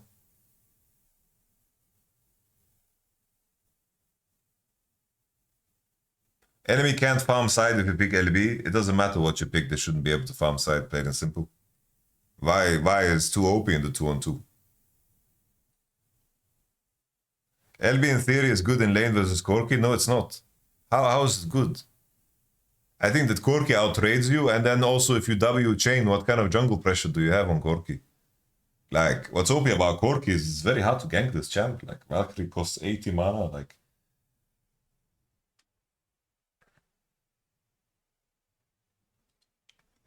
I think... LB is not good matchup into Corki, Jizuki says as well. It was Syndra and Sylas, I think. Anyhow, Billy need to close out the game. They need to close out the game fast, but they have the capacity to do so. They have good matchups, they have good snowballing, they have good tools to force. Like, all is good in the hood, man. It's like they really have a good time here, man. Like, the itemization is so easy. Mercs. You buy Mercs, and then you just fight the objectives, you know? This was interesting because we saw this matched situation where Billy is like invading enemy red. They cleared the vision, right? They clearing wards. So Billy are revealing that they are swapping, and then Lucian Nami are matching. This is a swap that is forced with Kisante against TF, but this is a very nice move. Like Pace does a short trade, and then they walk away, which is very nice, a win. Here, Lucian Nami are going for a little bit of a greedier start in the longsword refillable. So it seems like both teams were in the same state of mind that they wanted to swap. But this is the first time in the tournament we see a match lane on top. So that's funny to me. That's funny to me. The initial trades, Pace and Lehends actually did a very good job. I think that in the outcome, they probably could have done more than one. Eventually, On is going to flash Q handshake, and they're going to look for an all-in.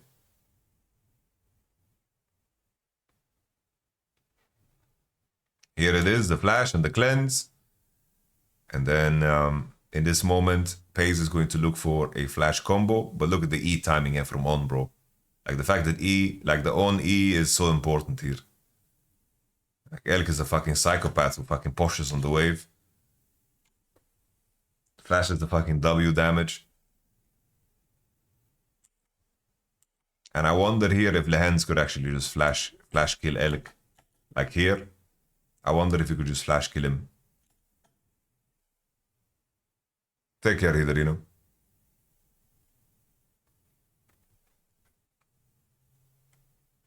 This is a good outcome for Billy. They should be very happy here. Match jungles. They forced the base on Kalista Renata. This is good effort. Good effort. And here, Bin saves the whole game. Because that top wave is freezing. And that top wave is completely fucked. Like here, Renata can't push it on time. She has the base. And Bin solves the whole game by TPing top. He has to. This top wave is completely fucked. Bin even ghosts. Bro, Bin ghosts to solve the wave. Because he needs to push this fast. He needs to push this fast, bro. He even uses ghost. Here, Chovy flashes. Probably had no W forward. I think that maybe they don't have damage to kill him, but I think it would be close. You know, like you pop a refillable. I think maybe you can live with the potion and the biscuit. But he flashes. Okay. In the end, it seems like Bin didn't even crash the wave, but it is what it is. He gets to crash now, and he gets to play with biscuit, I guess, and then hopefully go for honey fruit. Match again in bot, like YamatoCannon opened on the neutral one.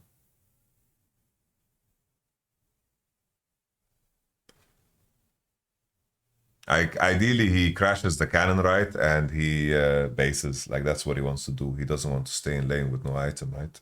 It's longsword and boots. But Bin does a good job. And then Billy with the sacked wave on bot, they just start Recon Shun naturally. Vex also has full prio, right? Like, Vex has full prio. Like this is the process, right? We looked at other games where Billy, for example, against T1, if they have 2v2 mid and they have 2v2 bot, they stack waves and then look to dive. And then the question is like, how well can GENG fucking defend, you know?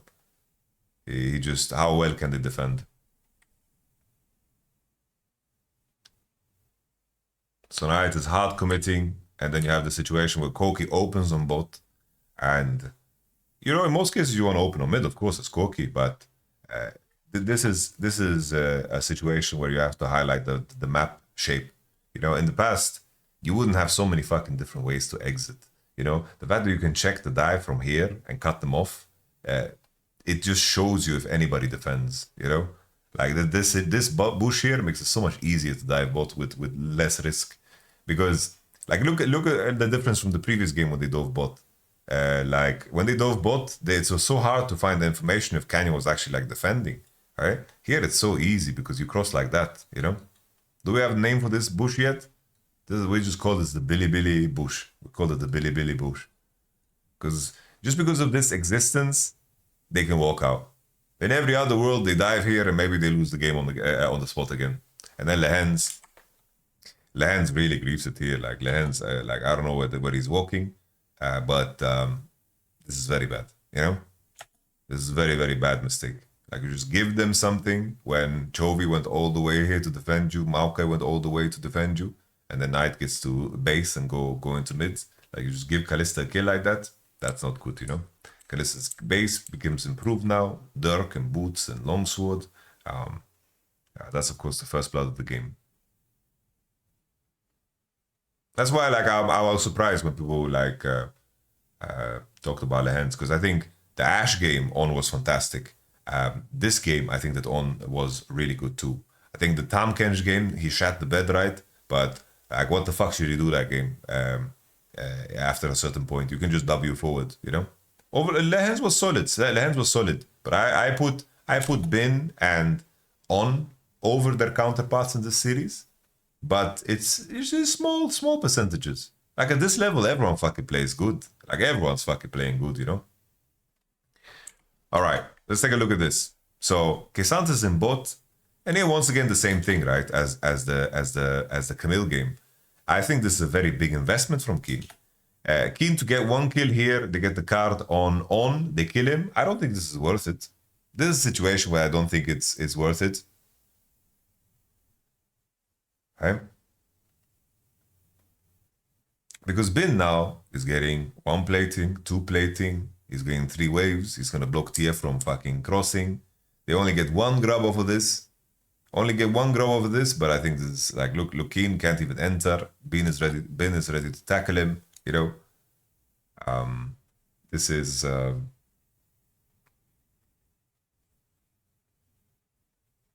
he's just fucking straight up lost. Like, look at the beginning of the sequence, okay? Look at the CS of K'Sante right now. Look at the CS of K'Sante right now. This one is about sending a message that GENG was willing to fight. So I'm gonna send you a message.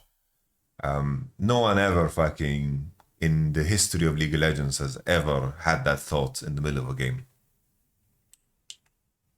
Guys, let's send them a message.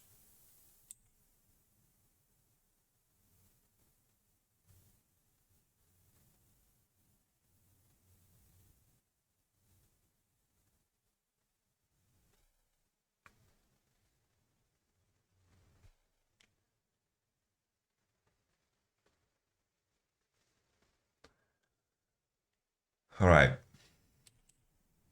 Here I was very surprised. Like these are mistakes that Canyon does sometimes. It's like Knight is perma hovering, right? This is the nature of the game. Canyon is defending his top, and if this happens, you lose your camps. The usual sequencing, right, for pressuring side is that you control river, and then when you control river, you can use fog to play on any wave because you can 4-man on one side. Then as Canyon needs to take the safe route to defend, and that means that you lose out your camps because the enemy has priority into it. In this spot, you have to give up your red. I don't know why Canyon feels the need to take his red. Like, he needs to chill. He needs to be happy that his bot doesn't get dove here when fucking Vex and Vi are hovering. He should be very happy. And then here in this spot, he's fucking kung fu fighting over this camp. This is very bad here from Canyon. Like, they just need to play a fucking defensive game for 24 minutes and hope that the Corki package is enough on Drake 4, you know? Or Drake 3. That's like the name of the game. Defend every dive and rock and roll. Here, I want to understand, because we see the handshake, I mean the bailout on Vi here. There's the bailout. The bailout.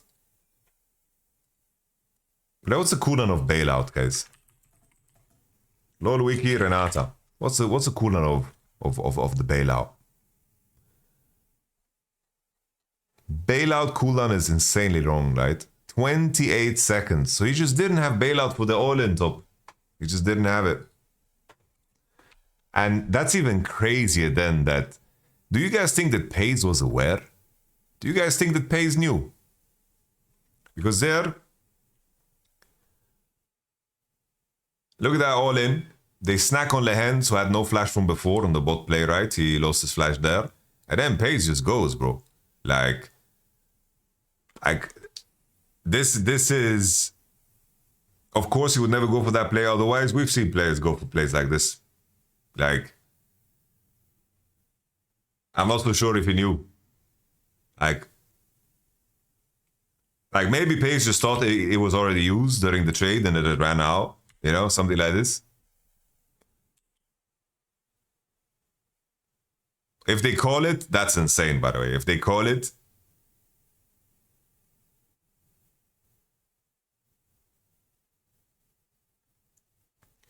but either way, right? Big swing, they get the kill pays, and then you have the TP of Chovy here. Doesn't do anything. Vex pushes the midway for free, and Chovy just walks out on the neutral wave. I guess Lushinami could just go mid, and that's it, you know? It was like Bilibili is swinging, they're keeping busy, and they're staying even because of fake TF gold, you know?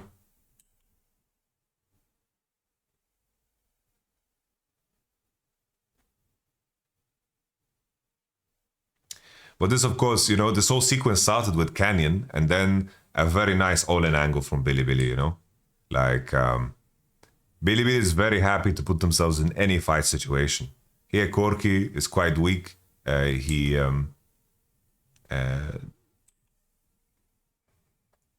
like any fight situation is very beneficial. But we have to highlight the fact that over this play on top, Bilibili actually don't have Callisto ult. I'm looking at this now. There's no Callisto ult, no ult here, no ult here. Like these are very crucial ults here for Bilibili. So I like the fact that GENG is actually like challenging them here, because usually compositionally they shouldn't, but for these CDs, I think it makes a lot of sense to chin check them. I wonder now if Chovy, if his package is running out, and that's why he packages the way he does. Because Jizuke and I, we had the idea that he should fucking go for Shun here, but I'm not so sure because Lushinami is on the other side of the wall. I think it's not so easy. On is pushing forward, but he's just pushing Lehends and pays out, and now the Maokai ult comes. They managed to kill On in the end here, but the nice little landing here from Knight. It's so sad that he doesn't get the reset here on Pays.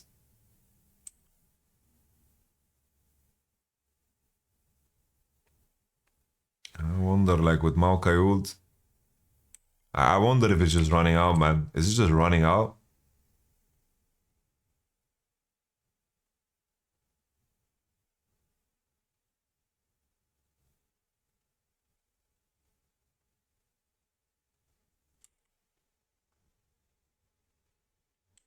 Bro, look how fast Knight gets his passive back. That's kind of crazy, you know? Look how fast he gets his passive back here.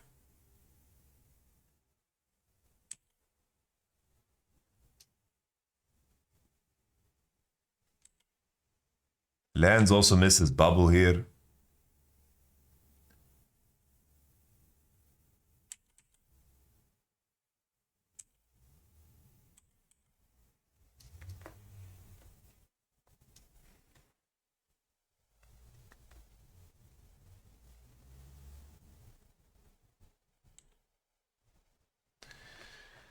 E to Q recharges passive. Yeah, I know how this champion works, but what you're saying is completely irrelevant here.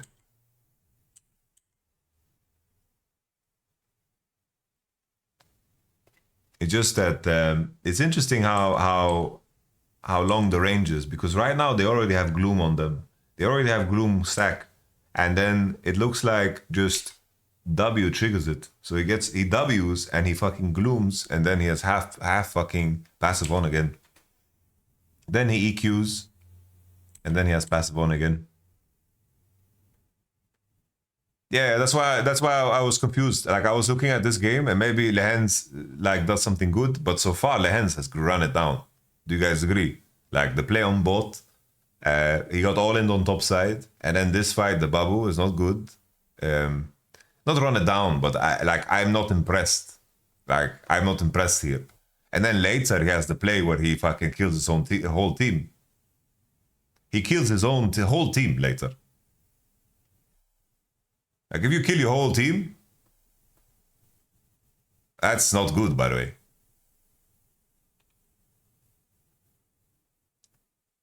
This was also insanely clutch that fucking Billy somehow got out. Like Billy somehow got out here. I think was absolutely nuts. I've never seen a Cassandra dash over walls as much as Bin does, bro. I think he's the Cassandra that uses this mechanic more than anybody, man.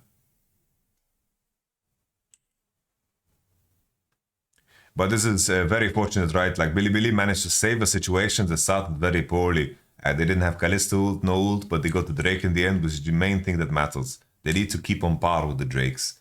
Every Drake fight is super important. They need to fucking get Soul and hope that that is decisive enough. But the Chemtech Soul is quite of a bad role, I think.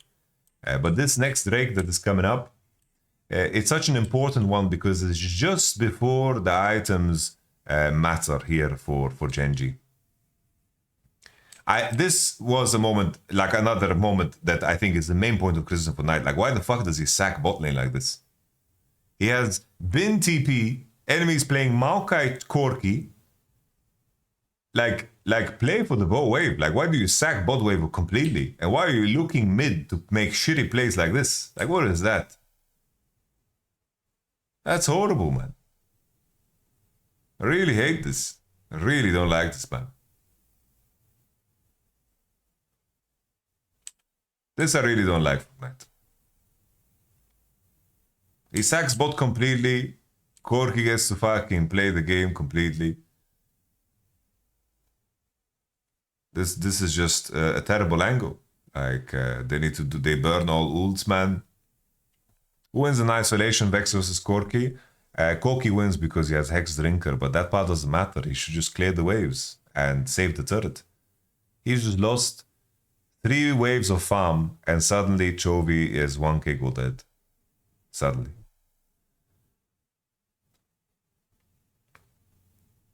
This TP angle, I think is hard to expect. He doesn't spot it. There's nothing for him to do. He dies. Bin finds him. It's a good play, right?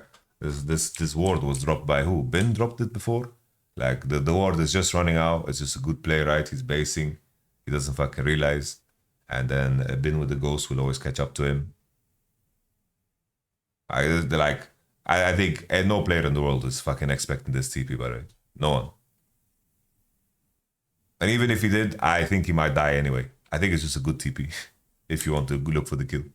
But I repeat, Cassandra no ult, Cassandra no ghost. Sometimes a kill like this is fucking useless because this Drake is what matters, right? Like the second Drake was close because they had no Callisto ult, right? If they have Callisto ult, they win every fight. But here, they walk into a situation once again where, yeah, Cassandra uses ghost, you know?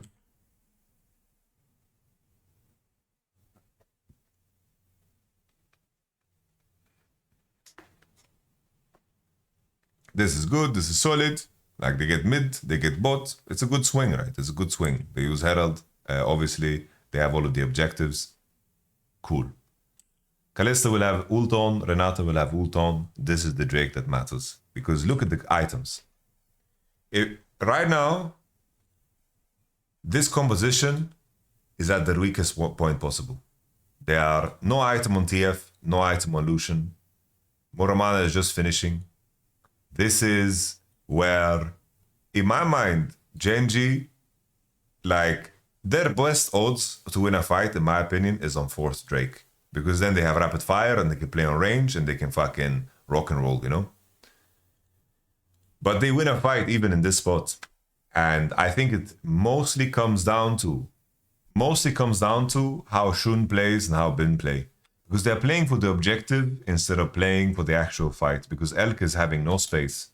Elk right now is 2 core, and if they combo the same target, they can win. They can win. But pay attention to how Bin and Shun play this.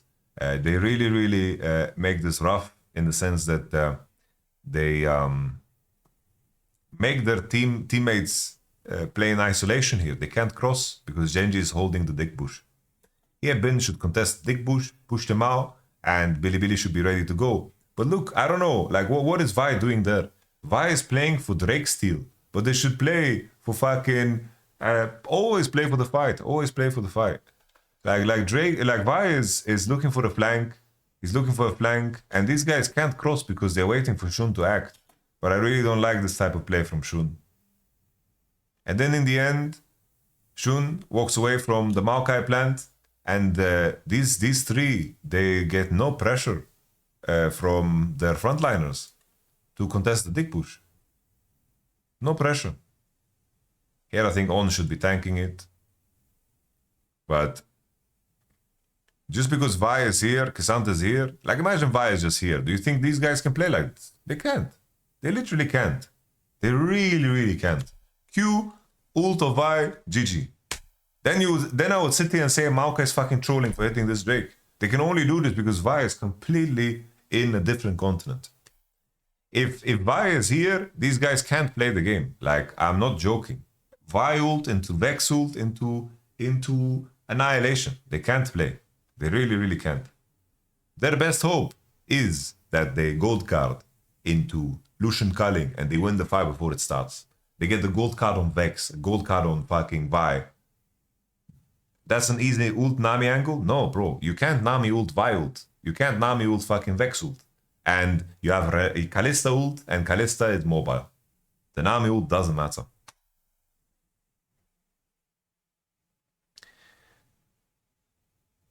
It's like, my intention is not to make the mistake look bad. I'm just saying, like, when I'm talking intense, it's more about how costly it is, rather than how stupid it is, you know? Like, you just need to play for the fight, and I think here, Bin and Vi, they just abandon these teams. Because, obviously, this 3v3 here is very losing for these guys.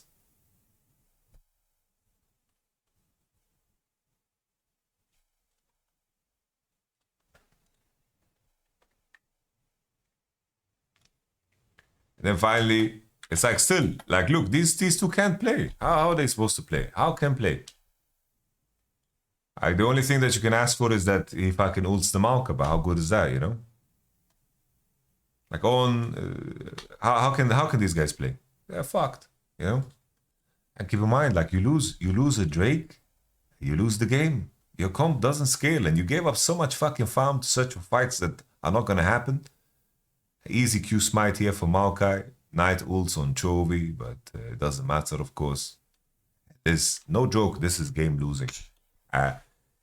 From this point onward, it's a damn miracle. It's a damn miracle that Bane manages to get so much done in this game. Because, like, look at their power right now, and look after base. Gonna base, and every item in the world, look, they're on 2 core. Rapid fire cannon, it's a neck breaker, man. They are done. And then this fucking Vex is building trash as well. It's GENG is super winning. Super winning. Blue side composition falls off a cliff from this point onward. Because here, Billy understand it, right? They're looking to force on every angle. They're looking to force, they're looking to play the fight. Same as the previous game. The only real action they can take is to force.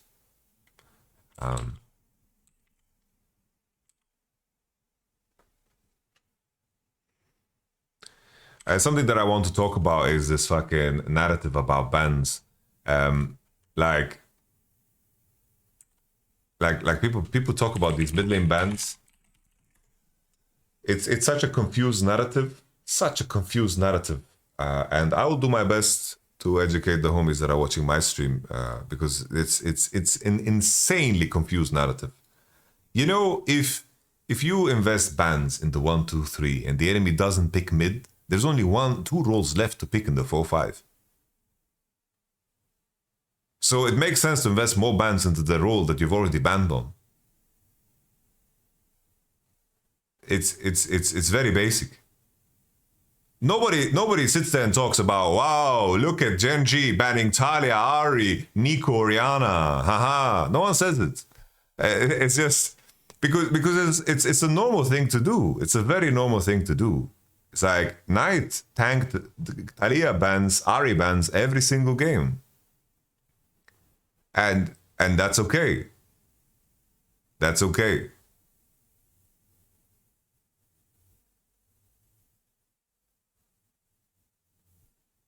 But let's not be full narrative Andes, you know?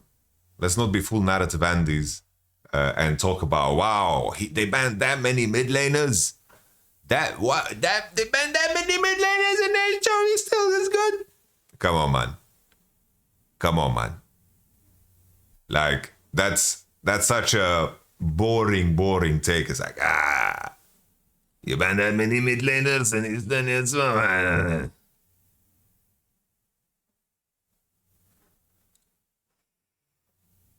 I just think that's silliness, you know?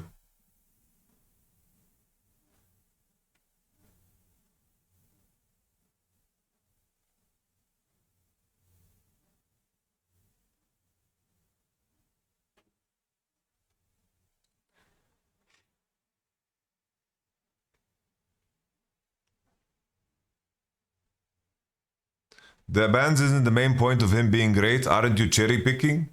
Who's cherry picking? I'm responding something in the chat.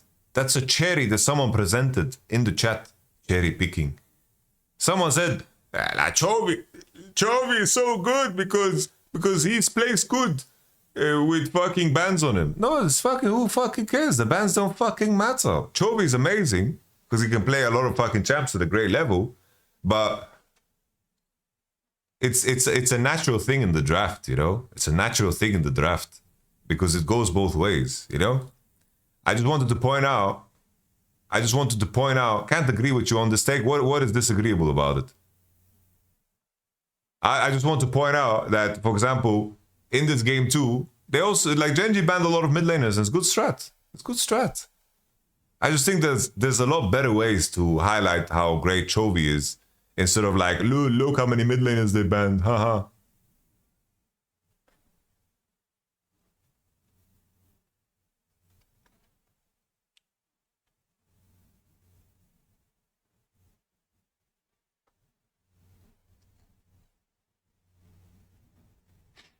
All right, let's go back to the review.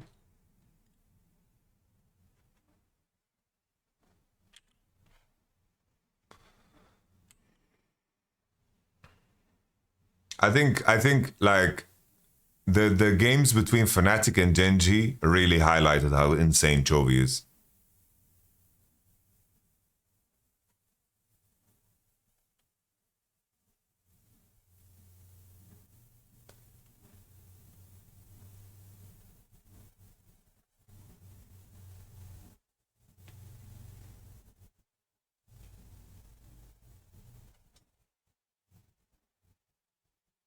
No, it's like a good angle to challenge the depth of players, you know? Because I highlighted, right? If you guys look at my rundown of the series, I asked the question. I was like, where does Chovy go after these champs? That is the main question.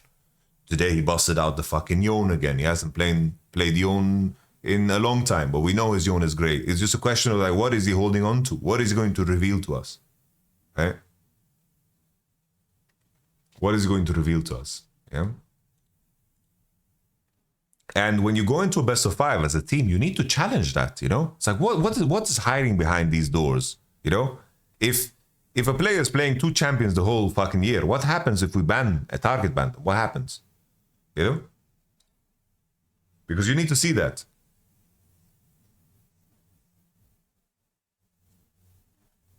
It's harder to ban bot lane because there's a hierarchy in bot lane that goes down, you know?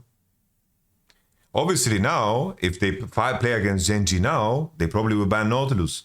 They will target ban Nautilus. They will make sure that he doesn't play Naut and remove the Senna from the equation. Like, obviously they will change things up. But that's like the education of the BO5, right?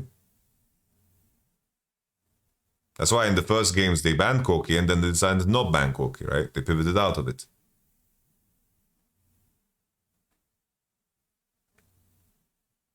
Thank God for double limb, yeah?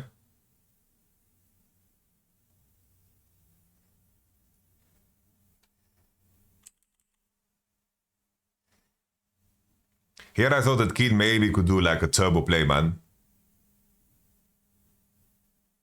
If Keen is a psychopath, he fucking flashes over the wall here, bro. and goes for the triple kill. It would be completely crazy if he did this shit, man.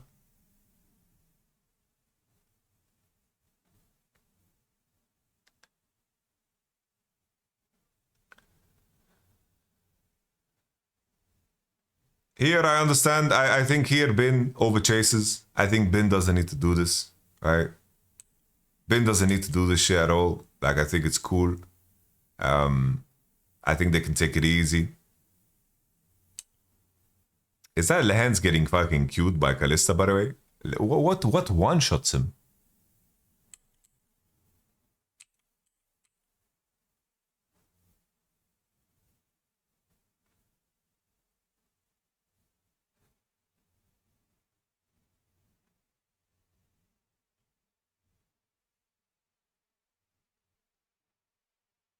Damn! Lethality Kalista.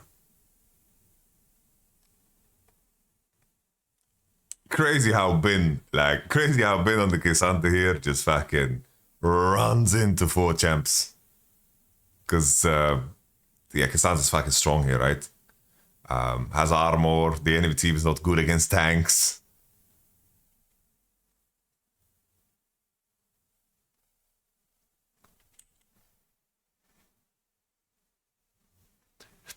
Keep in mind, this is a very good Kisante game. We've seen bad Kisante games. For example, there was a game where Kisante was played into Tristana, Kog'Maw, Braum. That's miserable for Kisante. Miserable.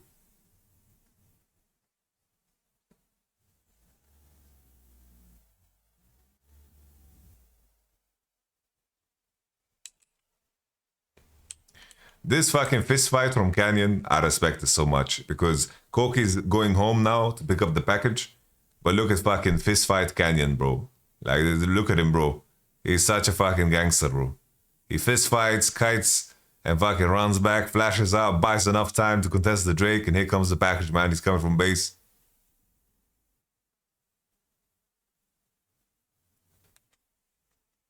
The game is still really, really favored here for GENG because, like, GENG is still taking fights in this moment, but the fact that they got Drake 3 allows it to get some breathing room. Like, they could easily say, guys, let's play the game again on IE or Lucian.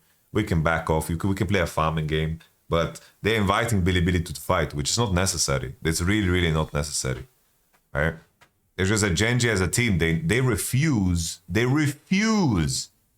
They refuse, guys. They refuse to give up dragons. They refuse. Like that was a problem of theirs again in top esports. It's their biggest strength and weakness. All right. So the package comes through, and then with the package, he gets the fucking kill on Vex. It's a fucking neat one, man. He just straight up does it blind. He just does a cheeky check here. Boom. Gets the Vex. Gorgeous, man.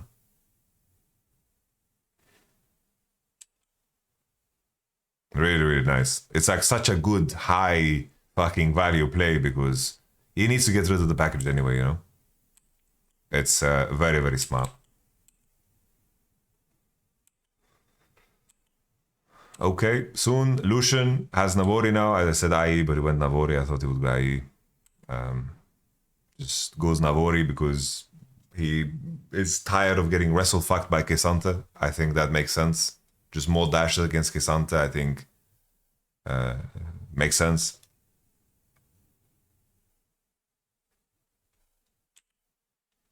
How did Chovy know? Basically, Chovy has like these anal beads, and they like vibrate when someone is in that bush.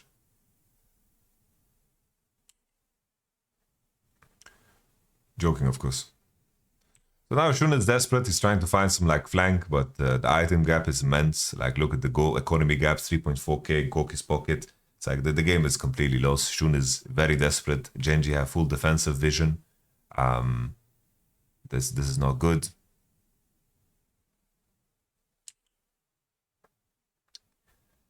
There's nothing realistic. Like Shun always is collecting. As soon as Shun was collecting mushrooms this whole game, bro. Like he was on golems, bro. Like his team is pushing forward on the mid wave. This of course is the type of shit that fucking GENG calls on the bluff right away. Billy know the position is weak, man. They're fucking TPing here, the full send it on Nash. They're just trying to create imbalances. Like these two last games, they understand that the position is shit. But I remind you of this, okay? Look at this one. GENG versus Billy, Game 5 Worlds. Look, this is the spirit of them. They understand game states very well, and they elevate risks very, very well. Look at this, okay? Billy, right now, they are slowly losing this game. They are slowly losing this game because the enemy is farming better on side, and they need to do something because they don't want to maintain a status quo. So the same thing here, bro. Like, they just fucking start hitting Nash. And it looks fucking psychotic, but they want to be in a 5v5 because they know if the time fucking continues in the game. If the time continues in the game, it's like fucking horrible.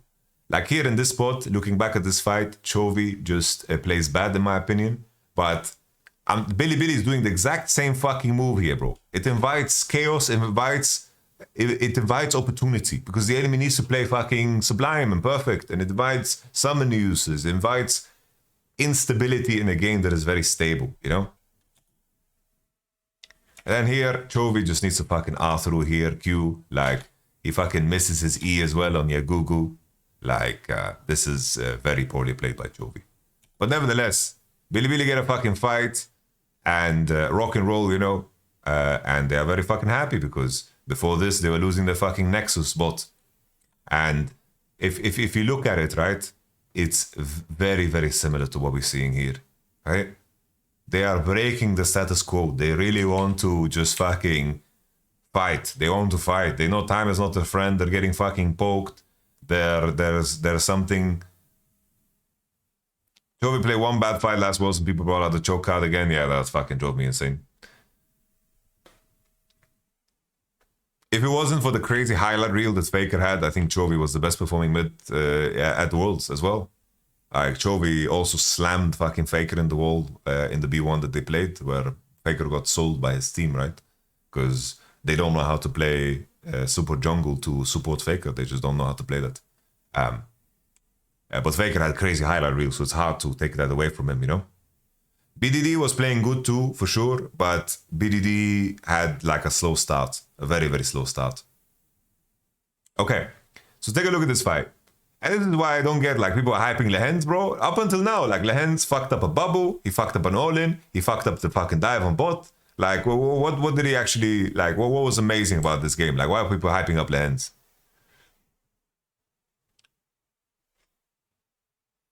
There's the next fight that he completely fucking griefs it.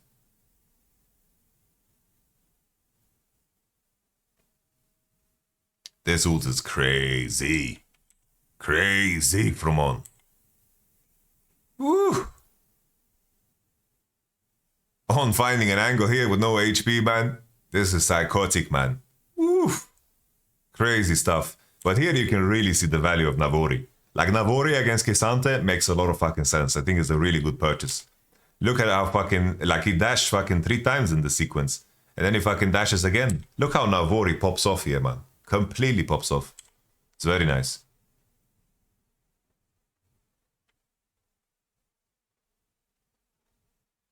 Like, in my mind, I think that Lehends was probably the weakest performer on GENG today.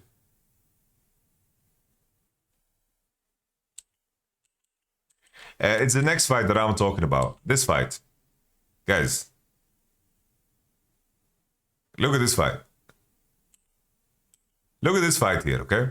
What the fuck is Lehends doing? First and foremost, why the fuck is he in fucking Dig Bush? He's a psychotic fucking sushi roll here, man. And then here, Shun comes from the angle, gets cancelled on the, doesn't get cancelled on the Q, sends it. He gets the ult off on Nami, and then Nami, look what Nami does. Instead of chilling in the package, he flashes in to his buddy, who has no cleanse, killing the Lucian.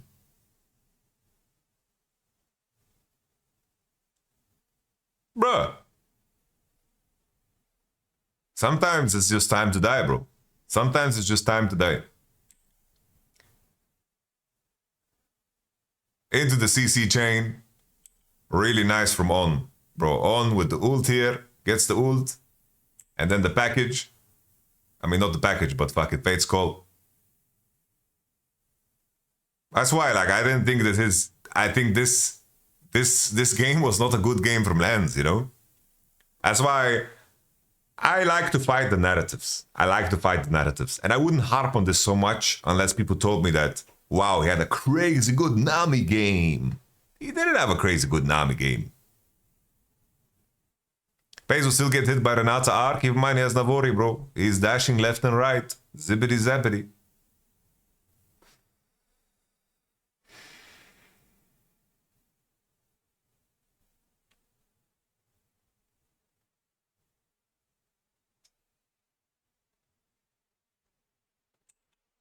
Yeah.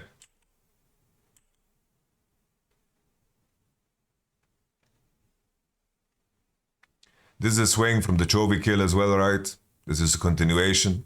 Still, the game position is very hard. Like, the compositionally, it's a miracle that Billy made it so far.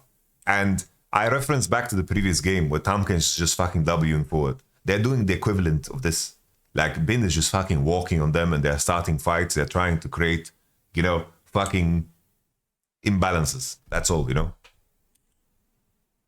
They're trying to create imbalances.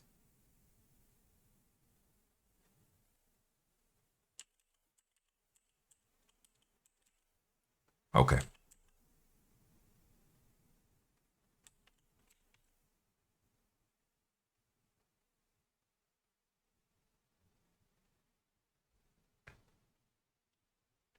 Yeah, I think the main issue is they send too much. Like, they use too much of the tools on the Maokai. The Maokai doesn't matter. Like here, Kesante just fucking ults the Maokai. This is just losing. Straight up losing. There's like, for Billy to have a winning fight, Kesante needs to have Kesante moments. that's all, you know. Look at those fucking rockets. Chovy just does more damage than others. 100%. Here's a big one. Boom. Big one with Nami E. Choo. Knight is just one shot. Chovy's just having a good time, man. Completely having a good time. As Genji Soul.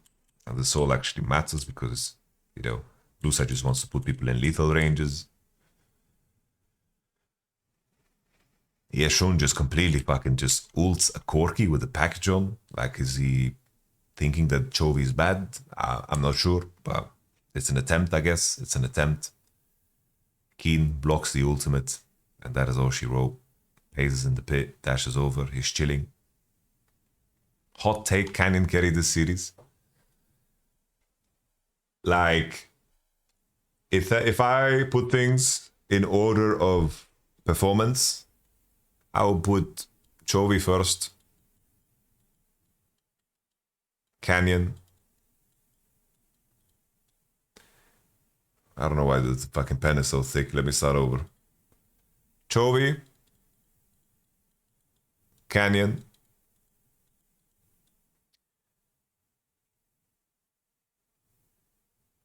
Keen. Pays. Lehends. That's my order. You could say maybe Pace, it needed to do a lot less in the Senna games. Sure, he was just a passenger there. And then for Billy, I will put Bin first. And then I will put Elk second.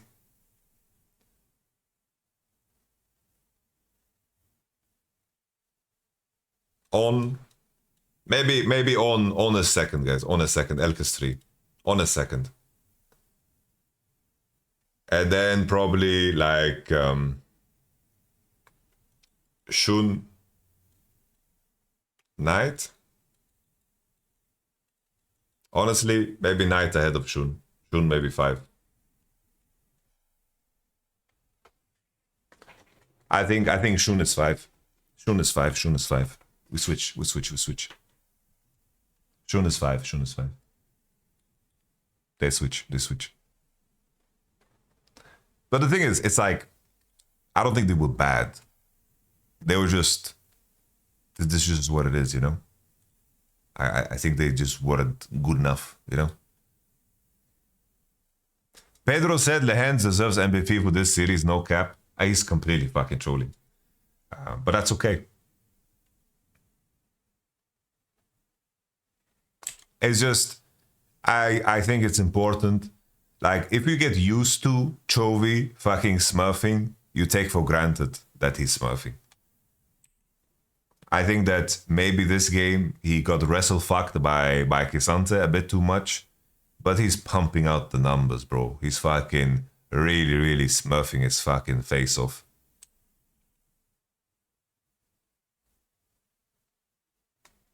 Where's this bubble? Where is this mythical bubble though? Where is it? When did this bubble happen?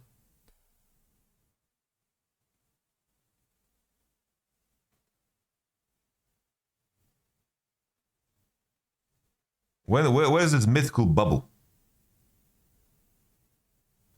When was the bubble?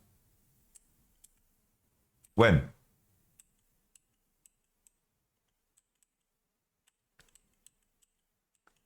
Let me see this bubble. When is it? What is this bubble?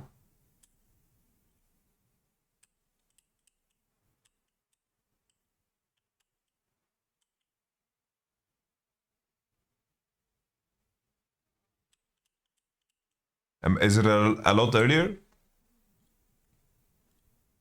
Is it a lot earlier? Third Drake.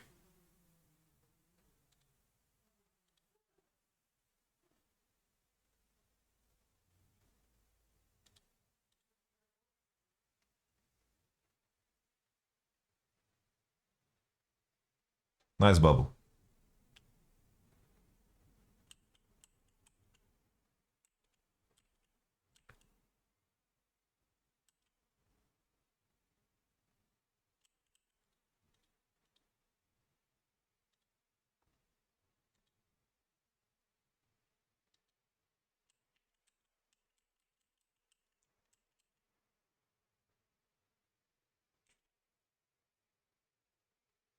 Is it here?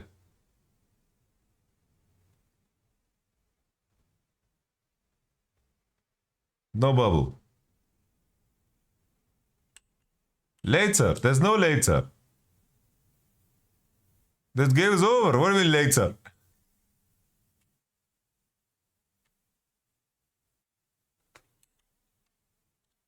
I need to find this mystery bubble, man. What is this bubble? How can this one bubble be so good that it gave him the MVP?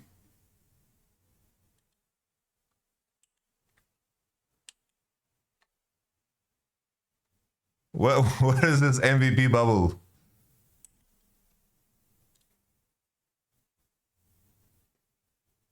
All right, so mid tier 2 is still standing. It's still standing. Here, maybe. Here? 21:42 game time. Okay, we got the mystery bubble. All right, here we go.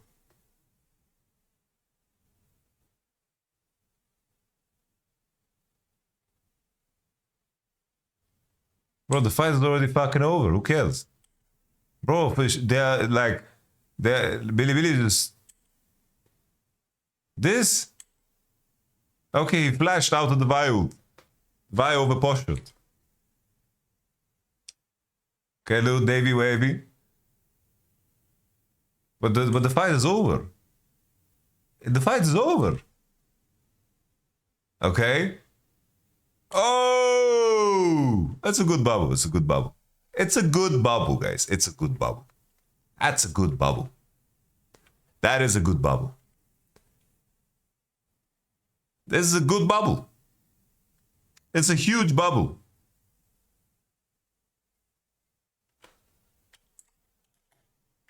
But let's be honest. This is what gives him MVP, bro. No, it's not sarcasm. It's a good bubble. It's a good bubble. I missed it. But this is not an MVP bubble, bro. Like, let's be honest. Chovy gets Chovy's MVP, bro. People are too used to Chovy being great. People are too used to it. Really. People are way too used to it.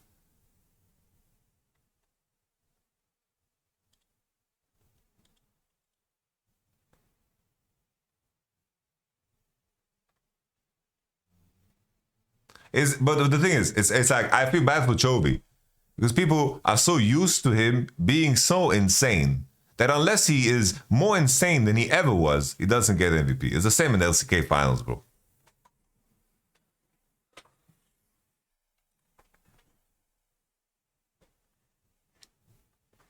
It's as if fucking Chovy is averaging fucking 60 points per game, you know, in basketball, and then it's like his teammate had 3 really cool dunks. You know? And then he got MVP. That's the equivalent, you know? All right. Well, I think we covered it all, guys. We covered it all.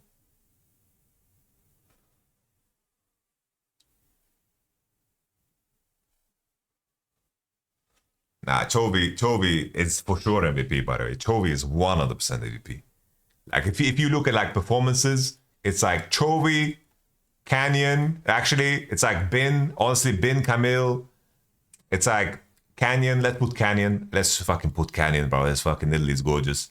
Bin. Like, in this order, you know? And then, honestly, like, the Tahm Kench game was fucking trash, but I think On played really fucking good today. I think he played really fucking good. And then who else do we put? Then Keen. I think Keen.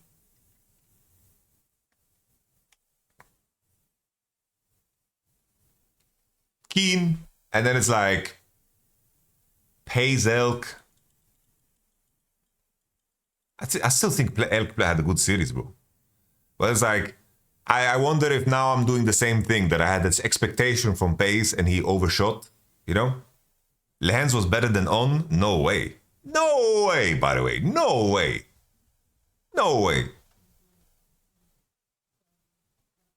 No way. Anyhow, let's talk about G2T1, guys. We reviewed now for 2 hours and 27 minutes.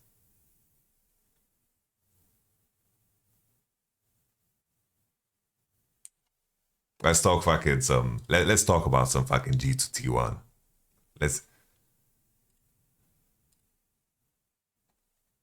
I don't agree that On played well though. Yeah, I guess like if you hate him for that Tahm Kench game, it is what it is. But On smurfed this game. He smurfed this game. Like, the only form of anything that they got was off of his arrows. Like, are we gonna blame On for them diving the turret? Yes, you can. Like Elk played really good. Yeah, Elk played really good. Like, okay, final list. Chovy, MVP, player of the series. Canyon second. Bin. I will put On here. I'll put On. And then Keen. And then I'm putting Elk. Then I'm putting Pays. Then I'm putting Lehends. And then I'm putting Knight.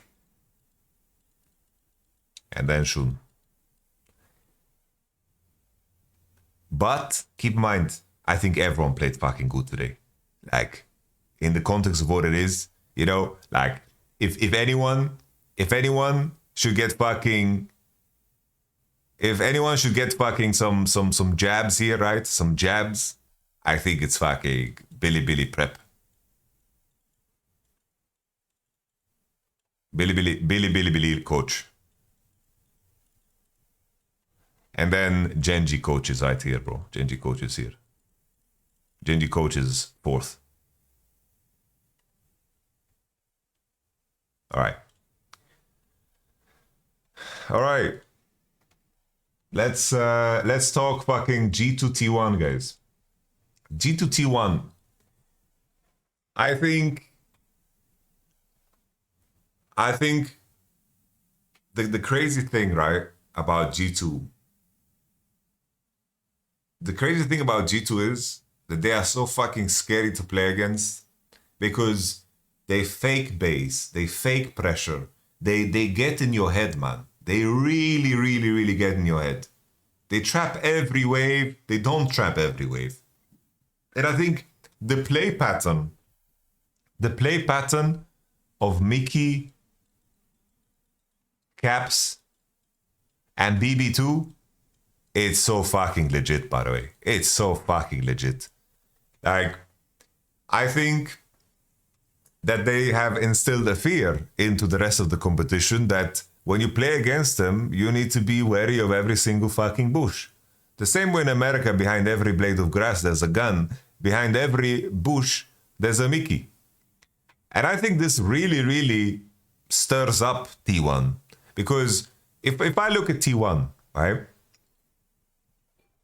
If I look at T1 as an entity, like, the main reason I highlighted T1 to be weak in lane swap meta is due to the fact that when I think of their strengths, it's Zeus is one of the best carries in the world when he has resources. But in lane swap meta, Zeus is not getting those resources. Zeus is one of the best mechanical players of all time. He dies on side when his team doesn't control the flow of the game, which is one weakness. But if you put gold in Zeus's inventory, he carries games so fucking hard. But currently, in the current lane swap meta, Zeus does not generate revenue. He doesn't generate revenue. 2v2 bot. Gumayushi, I think Gumayushi is one of the most underrated players ever because he's next to stars that are very flashy. I think Gumayushi, like, people think that Gumayushi is privileged to play with Korea. And I think to a lot of sense, of course you are, because you're winning games. But I think Gumayushi needs to really fucking cover for Korea in a lot of cases. Because Gumayushi needs to play the Senna, needs to play the fucking Varus always, so Korea can play whatever the fuck he wants. Korea is the carry of that bot lane. He's the diva of that bot lane. And the thing is, Korea wins you games like that, right? He wins you games like that. So I'm just saying the relationship is viewed kind of flawed. Because this team, it's Zeus carries and Korea carries. And then Owner, Gumayushi, and Faker have very important roles, right? Very important roles to make that work. Team Liquid, what you guys saw against Team Liquid, you know how they killed fucking Faker on side? A lot. It's because Faker doesn't get help. Faker needs to solve a lot of game situations on his own. And he needs to always create space. He has to create space for the kids, the Zoomers. He needs to create space and he needs to push side and farm side without any help. So Order can do whatever the fuck he wants, so Korea can do whatever the fuck he wants. They are not a standard jungle support duo that set up their solo laners for success. They are not. You guys remember, whenever they play combos like Alistar X or Support X, it's like their jungle support synergy is not that great. They are at their best when they have freedom of flow, right? Owner and, of course, Korea are very mechanical players. You need to put them in front of the objective. You need to put them in strong situations. Then they are fine. But the uniqueness of T1, I'm really trying to highlight that. I'm really trying to highlight that. Because playing mid lane on T1, solo lane on T1, can be very frustrating. Because either the 2v2 mid is so strong that the enemy they're pulling people to mid with like Lucian Nami, then I think it's good. But if they don't, Faker dies on side. And then Zeus dies on side. And everything kind of falls apart. Right? So,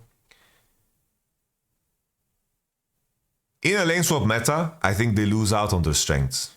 And I think currently the way you need to draft, unless your name is GENG because of how disciplined you are, it's like Keen and Chovy are the most disciplined solo laners ever.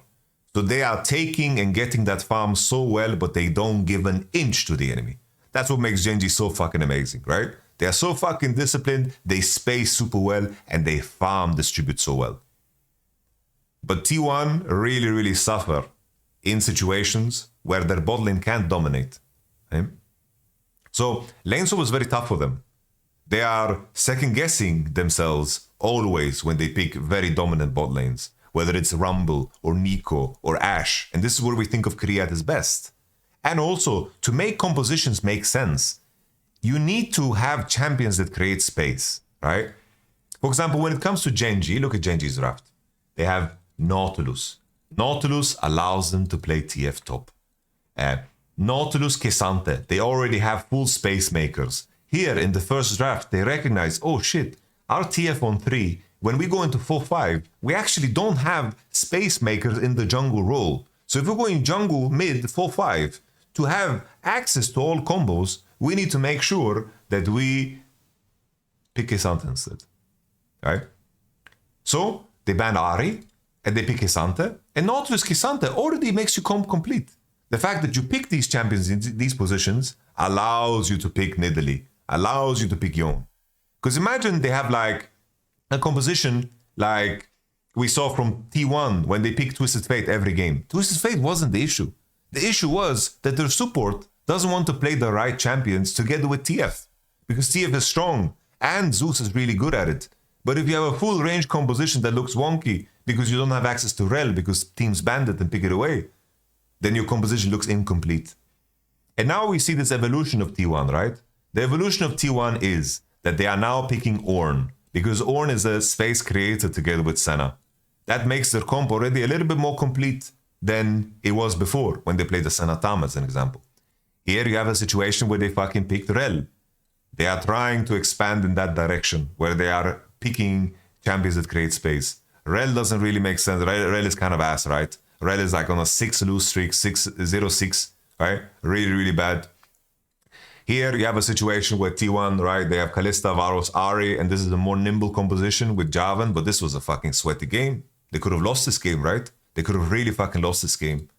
And it was off of the back of a lane swap. Like, this is them trying to fucking really stick to what they stick to, but the enemy team has such a much easier composition to play with the Nautilus Kesante lock-in, and then the Samira on 5. They got out of lane swap and they got, without any pressure, Kalista Varus couldn't squeeze, and then Vayne was in low economy.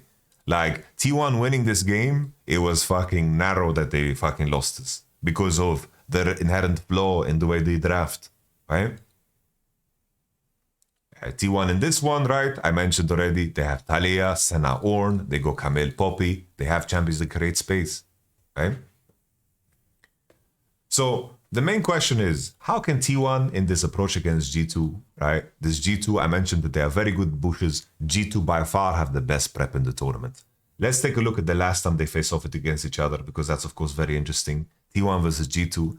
We had the first initial draft when they first picked Kalista. They banned Senna, Ashe, Rumble. So they are attacking the pool of the bot lane to make them uncomfortable. This was very good from T1 because they recognized they needed to pick Alistar. And this was a pretty solid game from Korea. So this was like a contradiction to what I say, right? But it was a very easy Alistar spot, right? Because the enemy is showing Lilia, Kalista, Yasuo, Rel. It's the easiest Alistar lock-in of your life. But if you're not willing to pick the melee support here, you're going to be in trouble, right? But this was a very good game from Korea. So this is something that they're trying to work on, trying to expand on. Because last year at Worlds, if you guys remember, look at last year at Worlds here. Last year at Worlds, if you look at the pick and ban, coming into the tournament, it was all Alistar, Nautilus, Rakan. Everyone played this over and over again. Okay? We have the bracket stage, pick and ban. All right? Bracket round 1. This is MSI, sorry, wrong tournament. Season 3 World Championship. Look at this. We have the main event, pick and ban, Piggy Blinder. Look at the realization from T1 in the group stage. So we look at all T1 games. First one, they have the Renata Glask, Sejuani, they have some space makers. Okay. We see the progression. T1 play against C9. This was a wonky game that Actually, this game was so fucking easy for them. Never mind. I thought this was the TL game. They had the TL game that was, and this was the one that was relatively close. But here, the realization came here, guys. T1 versus Genji is what I'm trying to find. T1 versus Genji. What the fuck is that game? Here it is. This is where they were like, guys, if we try to play like this, we're going to fucking lose. Zaya, Rakan, Renata, Kalista, Caitlyn is out, Kai'Sa, Alistar they played. This was the realization. Guys, our jungle support cannot connect to help Faker on side. Because in this game, they kept killing Orianna over and over again when the enemy had no jungler. I swear, keep in mind, this Genji had no Canyon. This was Peanut on Kha'Zix. And he was a dirty, dirty, dirty boy. Dirty boy. So, coming into the next series, what did T1 switch up? They began, Senna Tahm Kench came back into the picture. They saw NRG, maybe they got inspiration. Senna Tahm Kench got into the picture. Billy in the next one, Jinx Tahm Kench. They started playing bot lane pairings that need to stick together. They need to stand on the mid wave together. In mid game, when Korea played a champion that just needs to be next to his AD, it got easier because they had enough pressure on mid to pull people to them. And then their solo lanes can play. But when they need to play through side lane, they struggle. You guys remember the series as well, here against G2. G2 is very, very good at this. Very, very good at understanding how strong they are on side. If we think back to that first series between T1 and, of course, G2, you guys remember, for example, this game. In this game, they had Rek'Sai Orianna, dominated side. Talia Viego had nothing to offer on side, and they kept dying left and right. You guys remember how many times Faker died this game? So many times. We continue. G2, 2-1 up. Vayaso, alright, cool. Game number 4, K'Sante, Bard, they find Space Makers. Xin Zhao is also another crucial pick for T1, right? Like Xin Zhao really completes their compositions, right? They go into 4-5. If K'Sante is banned, they're probably going to look to pick like a melee support, you know? Just have Space Makers. But this Bard angle is really insane. Enemies playing Kog'Maw, Renata, fucking Orianna. This was a shit draft from G2. Really shit draft. You come into the final game, right? Kalista, Varus, Ahri, and then Lee Sin, K'Sante. This could have gone very ugly for them, right? Fucking Kog'Maw, fucking G2 draft here. The G2 is never fucking doing this again, you know? Never fucking doing this again. So what are we expecting for draft? Honestly, I think T1 should just play Varus Kalista every time. And the main question is, are they confident enough to slam fucking lock-ins in the direction of course, melee champs? You know, I think a big flaw for T1 is the fact that they refuse to play Nautilus, which is so absurd. They don't want to play Nautilus. I don't understand. I really don't get it. Like, Korea just doesn't play Nautilus. Thank you, Anonymous Gift. I appreciate that. He doesn't want to play Nautilus. He has 2-2 Nautilus. What happened to him? Korea used to be great Nautilus in the past, but now he refuses to play it. Refuses to play it. You guys remember this series in the LCK? Look at this. The funniest thing, right, is that How Alive realized this before anybody else. Look at this. You look at the pick ban in playoffs, individual games, okay? How Alive versus T1. They banned Tahm Kench on red side. They banned Tahm Kench because they knew the enemy doesn't want Senna Nautilus. Keep in mind, this was turbo OP Senna Nautilus, so broken. They banned Tahm because they secured Senna Nautilus like that. And then it gets to the point where it gets really weird. And they're like, oh, the enemy banned Tahm, we are gonna first pick Senna. And then the enemy picks Nautilus, and they pick Sion, bro. Look how weird it gets, because they refuse to play Nautilus. Then eventually, they figured out like an Ornn angle, and T1 went so far to ban Senna on blue side. A champion that they were undefeated on in the regular split.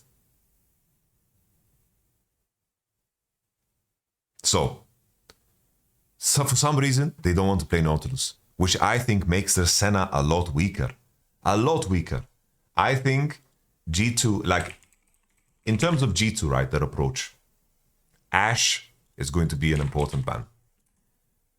I think Senna, they should not give a fuck about Senna, in my opinion. In my opinion.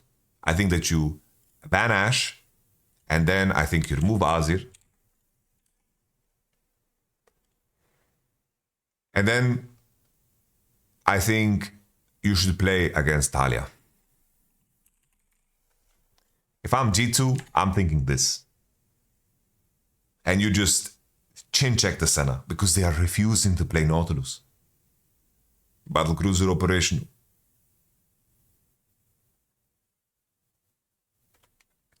This Ashe ban is flexible. I think this Ashe ban is flexible, but I think that you can play against Talia. You have answers into Talia. Like Talia, like Caps has champions on like he has so many champions to play, you know? I just think that these two champions are the most powerful blind, you know? So it's like he has so many answers. He can go so many directions that are good, in my opinion, against the Talia that it's fine. But you can also, of course, look to do this. But I do think that Ashe is also dangerous, you know? It's dangerous. There's no planet T1 picks mid first.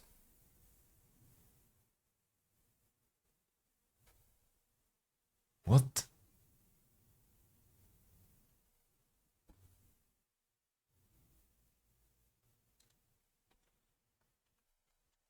Okay. All right. We will take this chance. If he's right, he's right. Orianna first pick. Damn. Orianna first pick. Talia first pick. Oh. Talia first pick. Here, 1, 2, 3 mid lane bans. Okay. Talia first pick. Oh. Oh.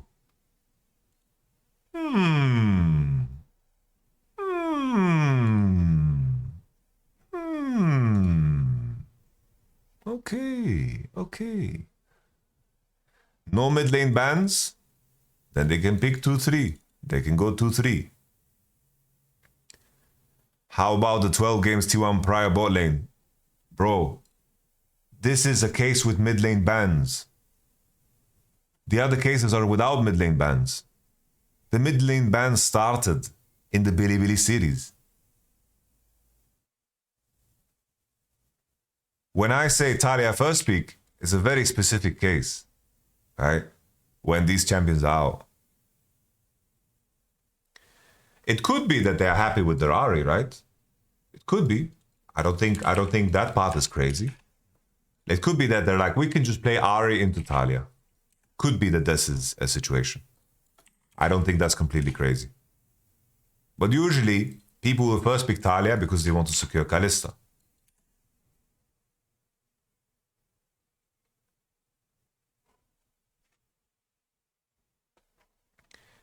The issue is, Bob, is in your language, right? The reason we are clowning on you is because you said that in no world that would ever happen. Okay. That's the reason we're clowning on you. So this could be a direction. What do they ban here on blue? Could be plain and simple that they ban Zac. Could be that they keep the Poppy ban, right? I don't think it's like T1 play Poppy, but they don't want to fucking pick Poppy like that. They play Poppy, but they don't pick Poppy like that. And Korea played one Poppy support game and it was ass. And then it's just a question of, I don't know what, like, will they ban Tristana maybe? Like, maybe they ban Tristana, you know? Like, this could be a direction, you know? This could be like a direction.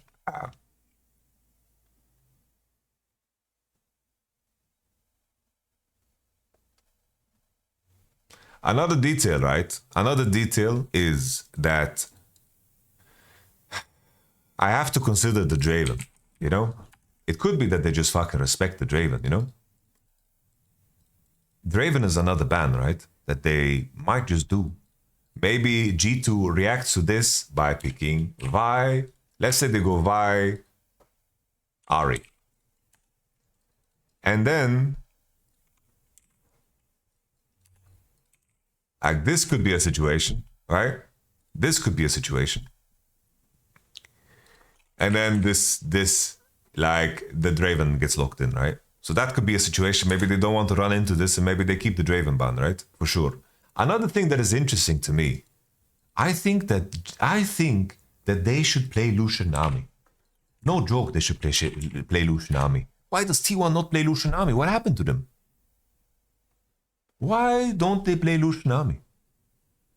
They lost a couple of games and then gave up on it completely. But against G2, they banned Lucian every game. Here, G2 banned Lucian on red. Okay, that's one.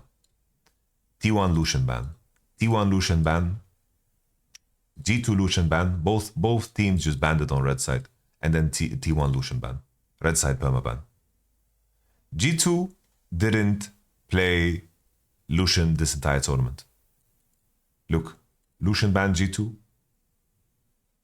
I really love, by the way, this adaptation here from G2 was gorgeous. Like, they recognize, yo, these guys are inting when they're playing Kalista Varus. Let's not give them Lucian angle. Let's not open up the game for them. Let's not make the game different for them. Let's keep them in the same game. My lord, this Lucian ban was beautiful. Because they didn't ban it in the previous game. This was fantastic.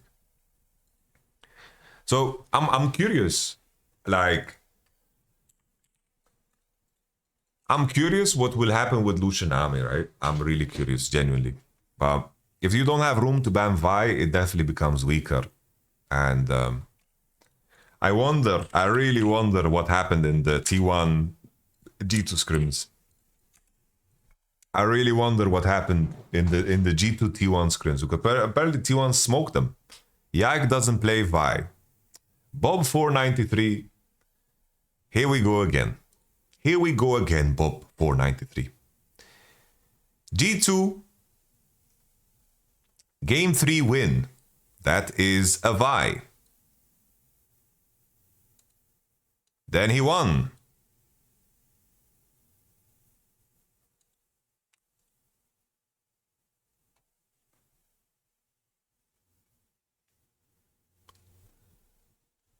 Fucking Bob.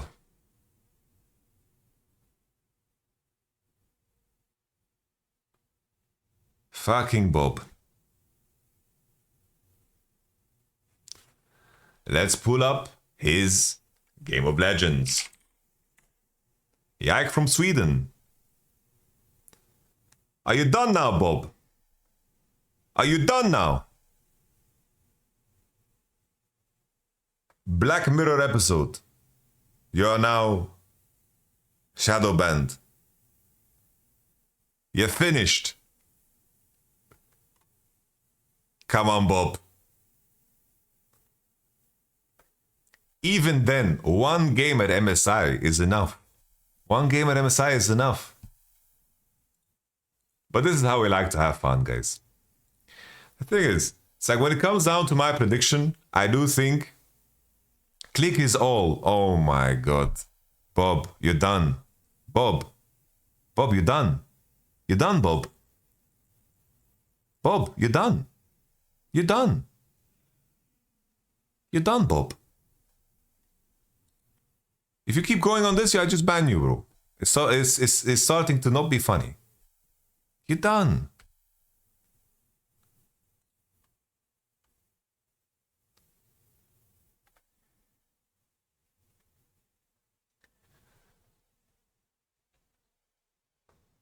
Bro, he played it at MSI. That should be enough for you.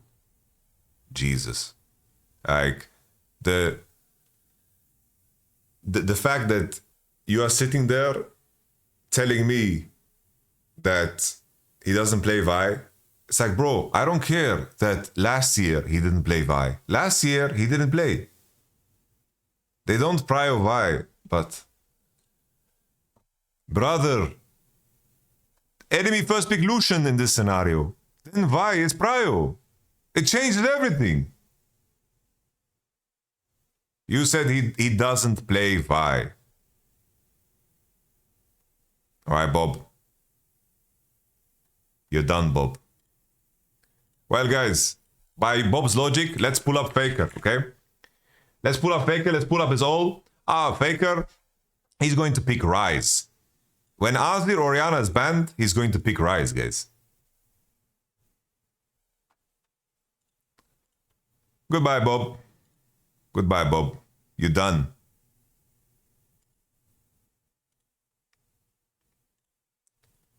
One second timeout, Bob. 1 second. 1 second, stare into the wall and be shamed. 1 second. We're getting one bobbed here, guys. We're getting one bobbed. Did T1 really smoke G2 in scrims? That is the rumor. That is the rumor, yeah. I think it was confirmed by Romain. I think it's Romain. He confirmed it. The T1 in scrims were tremendous. But obviously, guys, when it comes to scrims, losing can be better sometimes. Scrim don't fucking matters. I'm just adding some spice to my prediction. Guys, I'm predicting this. I think 3-2 for G2. The main reasons, I think Faker has terrible form and Caps is peaking. Caps is having the fucking... He's having the fucking tournament of his life, bro. Tournament of his fucking life. He's fucking peaking somehow. Caps is peaking. I think Caps is much better. I think the G2 is better when it comes to the draft preparation. I think that T1, if they can find angles where Zeus can carry and they have figured out a way to actually create scenarios where T1 get like actual fucking muscle from support, I think T1 is a formidable opponent, guys. T1 is a formidable opponent. T1 should not be underestimated coming into this case. They should not be underestimated. Really not. They should not be fucking underestimated. Because at the same time, I want to say, while Hans Sama had a really good series against Top Esports also shat the bed. And I think just as quickly, Hans Sama could potentially have a bad series again. Because keep in mind, the series against Top Esports, that was a one-off. The last time T1 and G2 played against each other,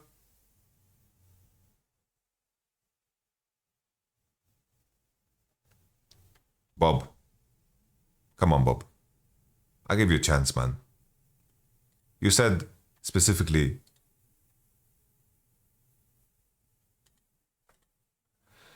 Bob, I will try to really make you understand. Like in the scenario, right? Enemy first pick Lucian, then Vi prio changes, right? Like they're not fucking drafting and just drafting blind and saying that they prioritize something, right? Bob, you said specifically,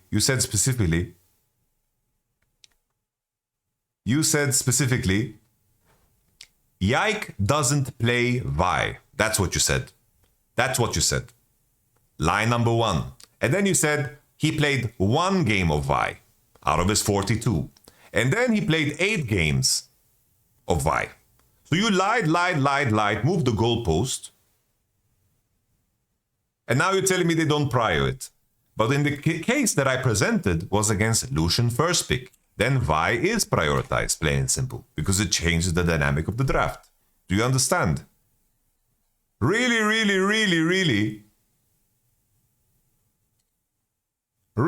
trying to help you here, son. Really trying to help you. I'm giving you a lot of my energy and attention. Really trying to help you here, man.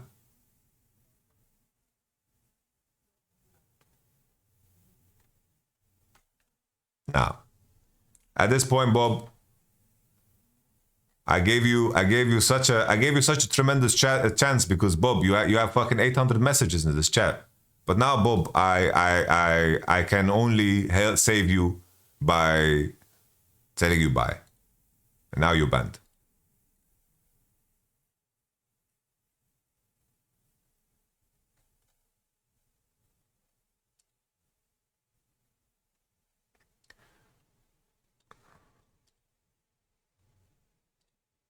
Just to make it clear, guys.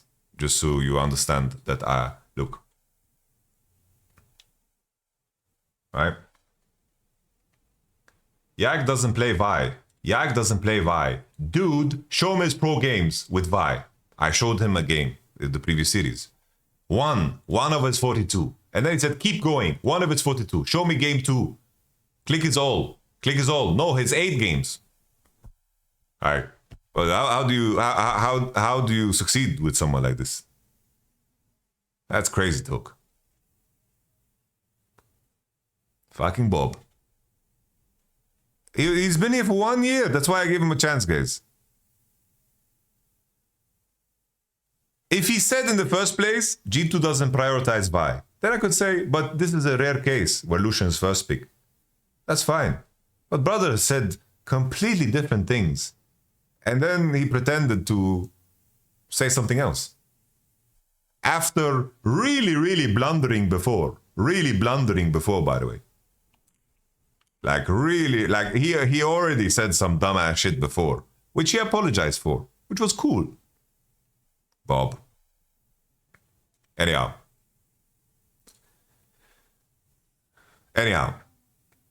I said G2 3-2. I think Caps tournament of his life. I think T1. We like. I worry about Hansi. You know, I worry about Hansi because when it comes to Hans, it's like he had one great series, but it was against the top esports that really underperformed. I think 2 things can be true. G2 played really fucking good, and also top esports played bad. Both things can be true, and they are true.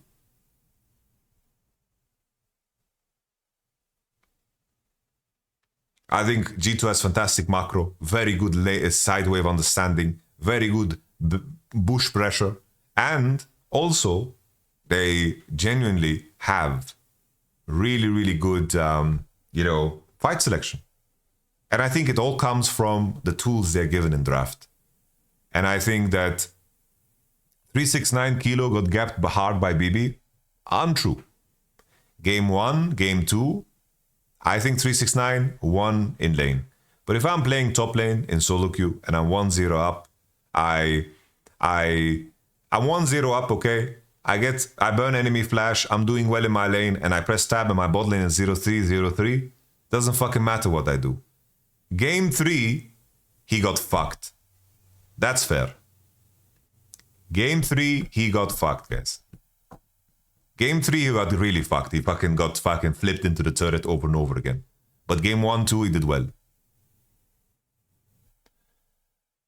But you guys are telling me, like, you can't look at that top esports series and say that 369 was the problem when Mako and Mako played like that, you know, and Cream played like that. Like Mako and Cream were I don't know what the fuck they did, you know.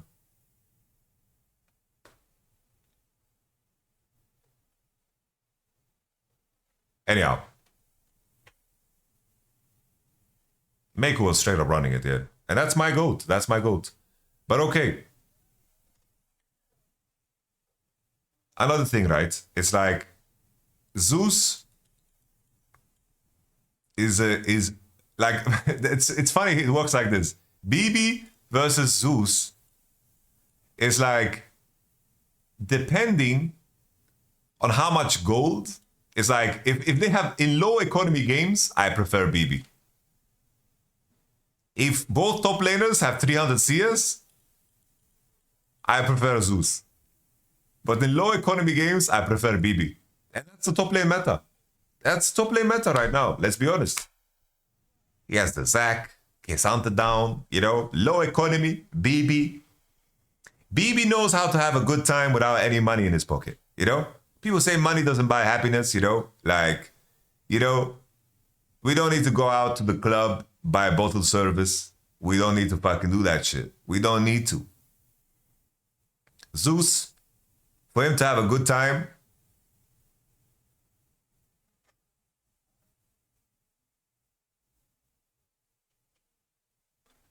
But I'm in favor of G2, guys. I'm in favor of G2. I've stated the options. Caps, draft, meta is just good for them. Macro. Worries, my concerns is Hans still. I'm still scared. I'm still scared for Hansi, guys. If Hans performs again, it's a pretty easy series for G2. I'm worried. I think the LDR thing is like the least of the concerns from that series, because Hans just didn't play well. Like, he just didn't play well.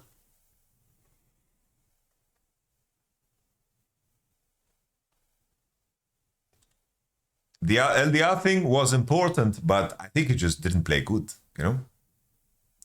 Lucian is very interesting to me. What happens with Lucian?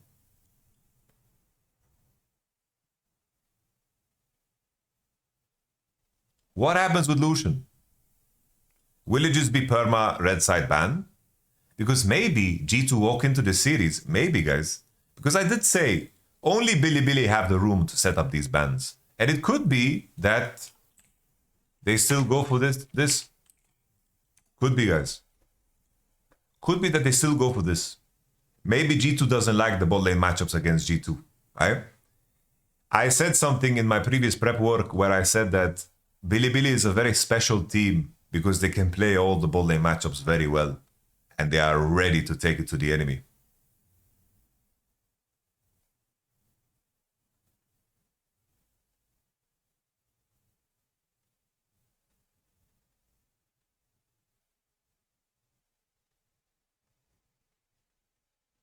So maybe they open all mid laners. Azir permaban against Faker, no? Well, it's only the last series. Maybe G2 have a different opinion of the bot situation. Because maybe they're thinking, guys, we don't have room to ban. Maybe the bot lane says we need 2 bans. Then all of a sudden, banning mid lane is pointless. It's only worth it if you ban Azir and Orianna. So it could be that G2 just stick to the same bans, you know? And then adjust.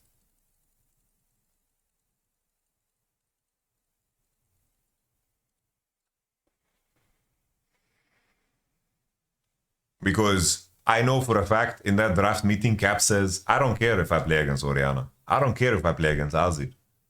So we can play against that. Could be. I think you shouldn't care about Vayne. No one's picking Vayne 1, 2, 3. I think Vayne is a 4-5 ban. So we shall see. I think that's it for my prediction.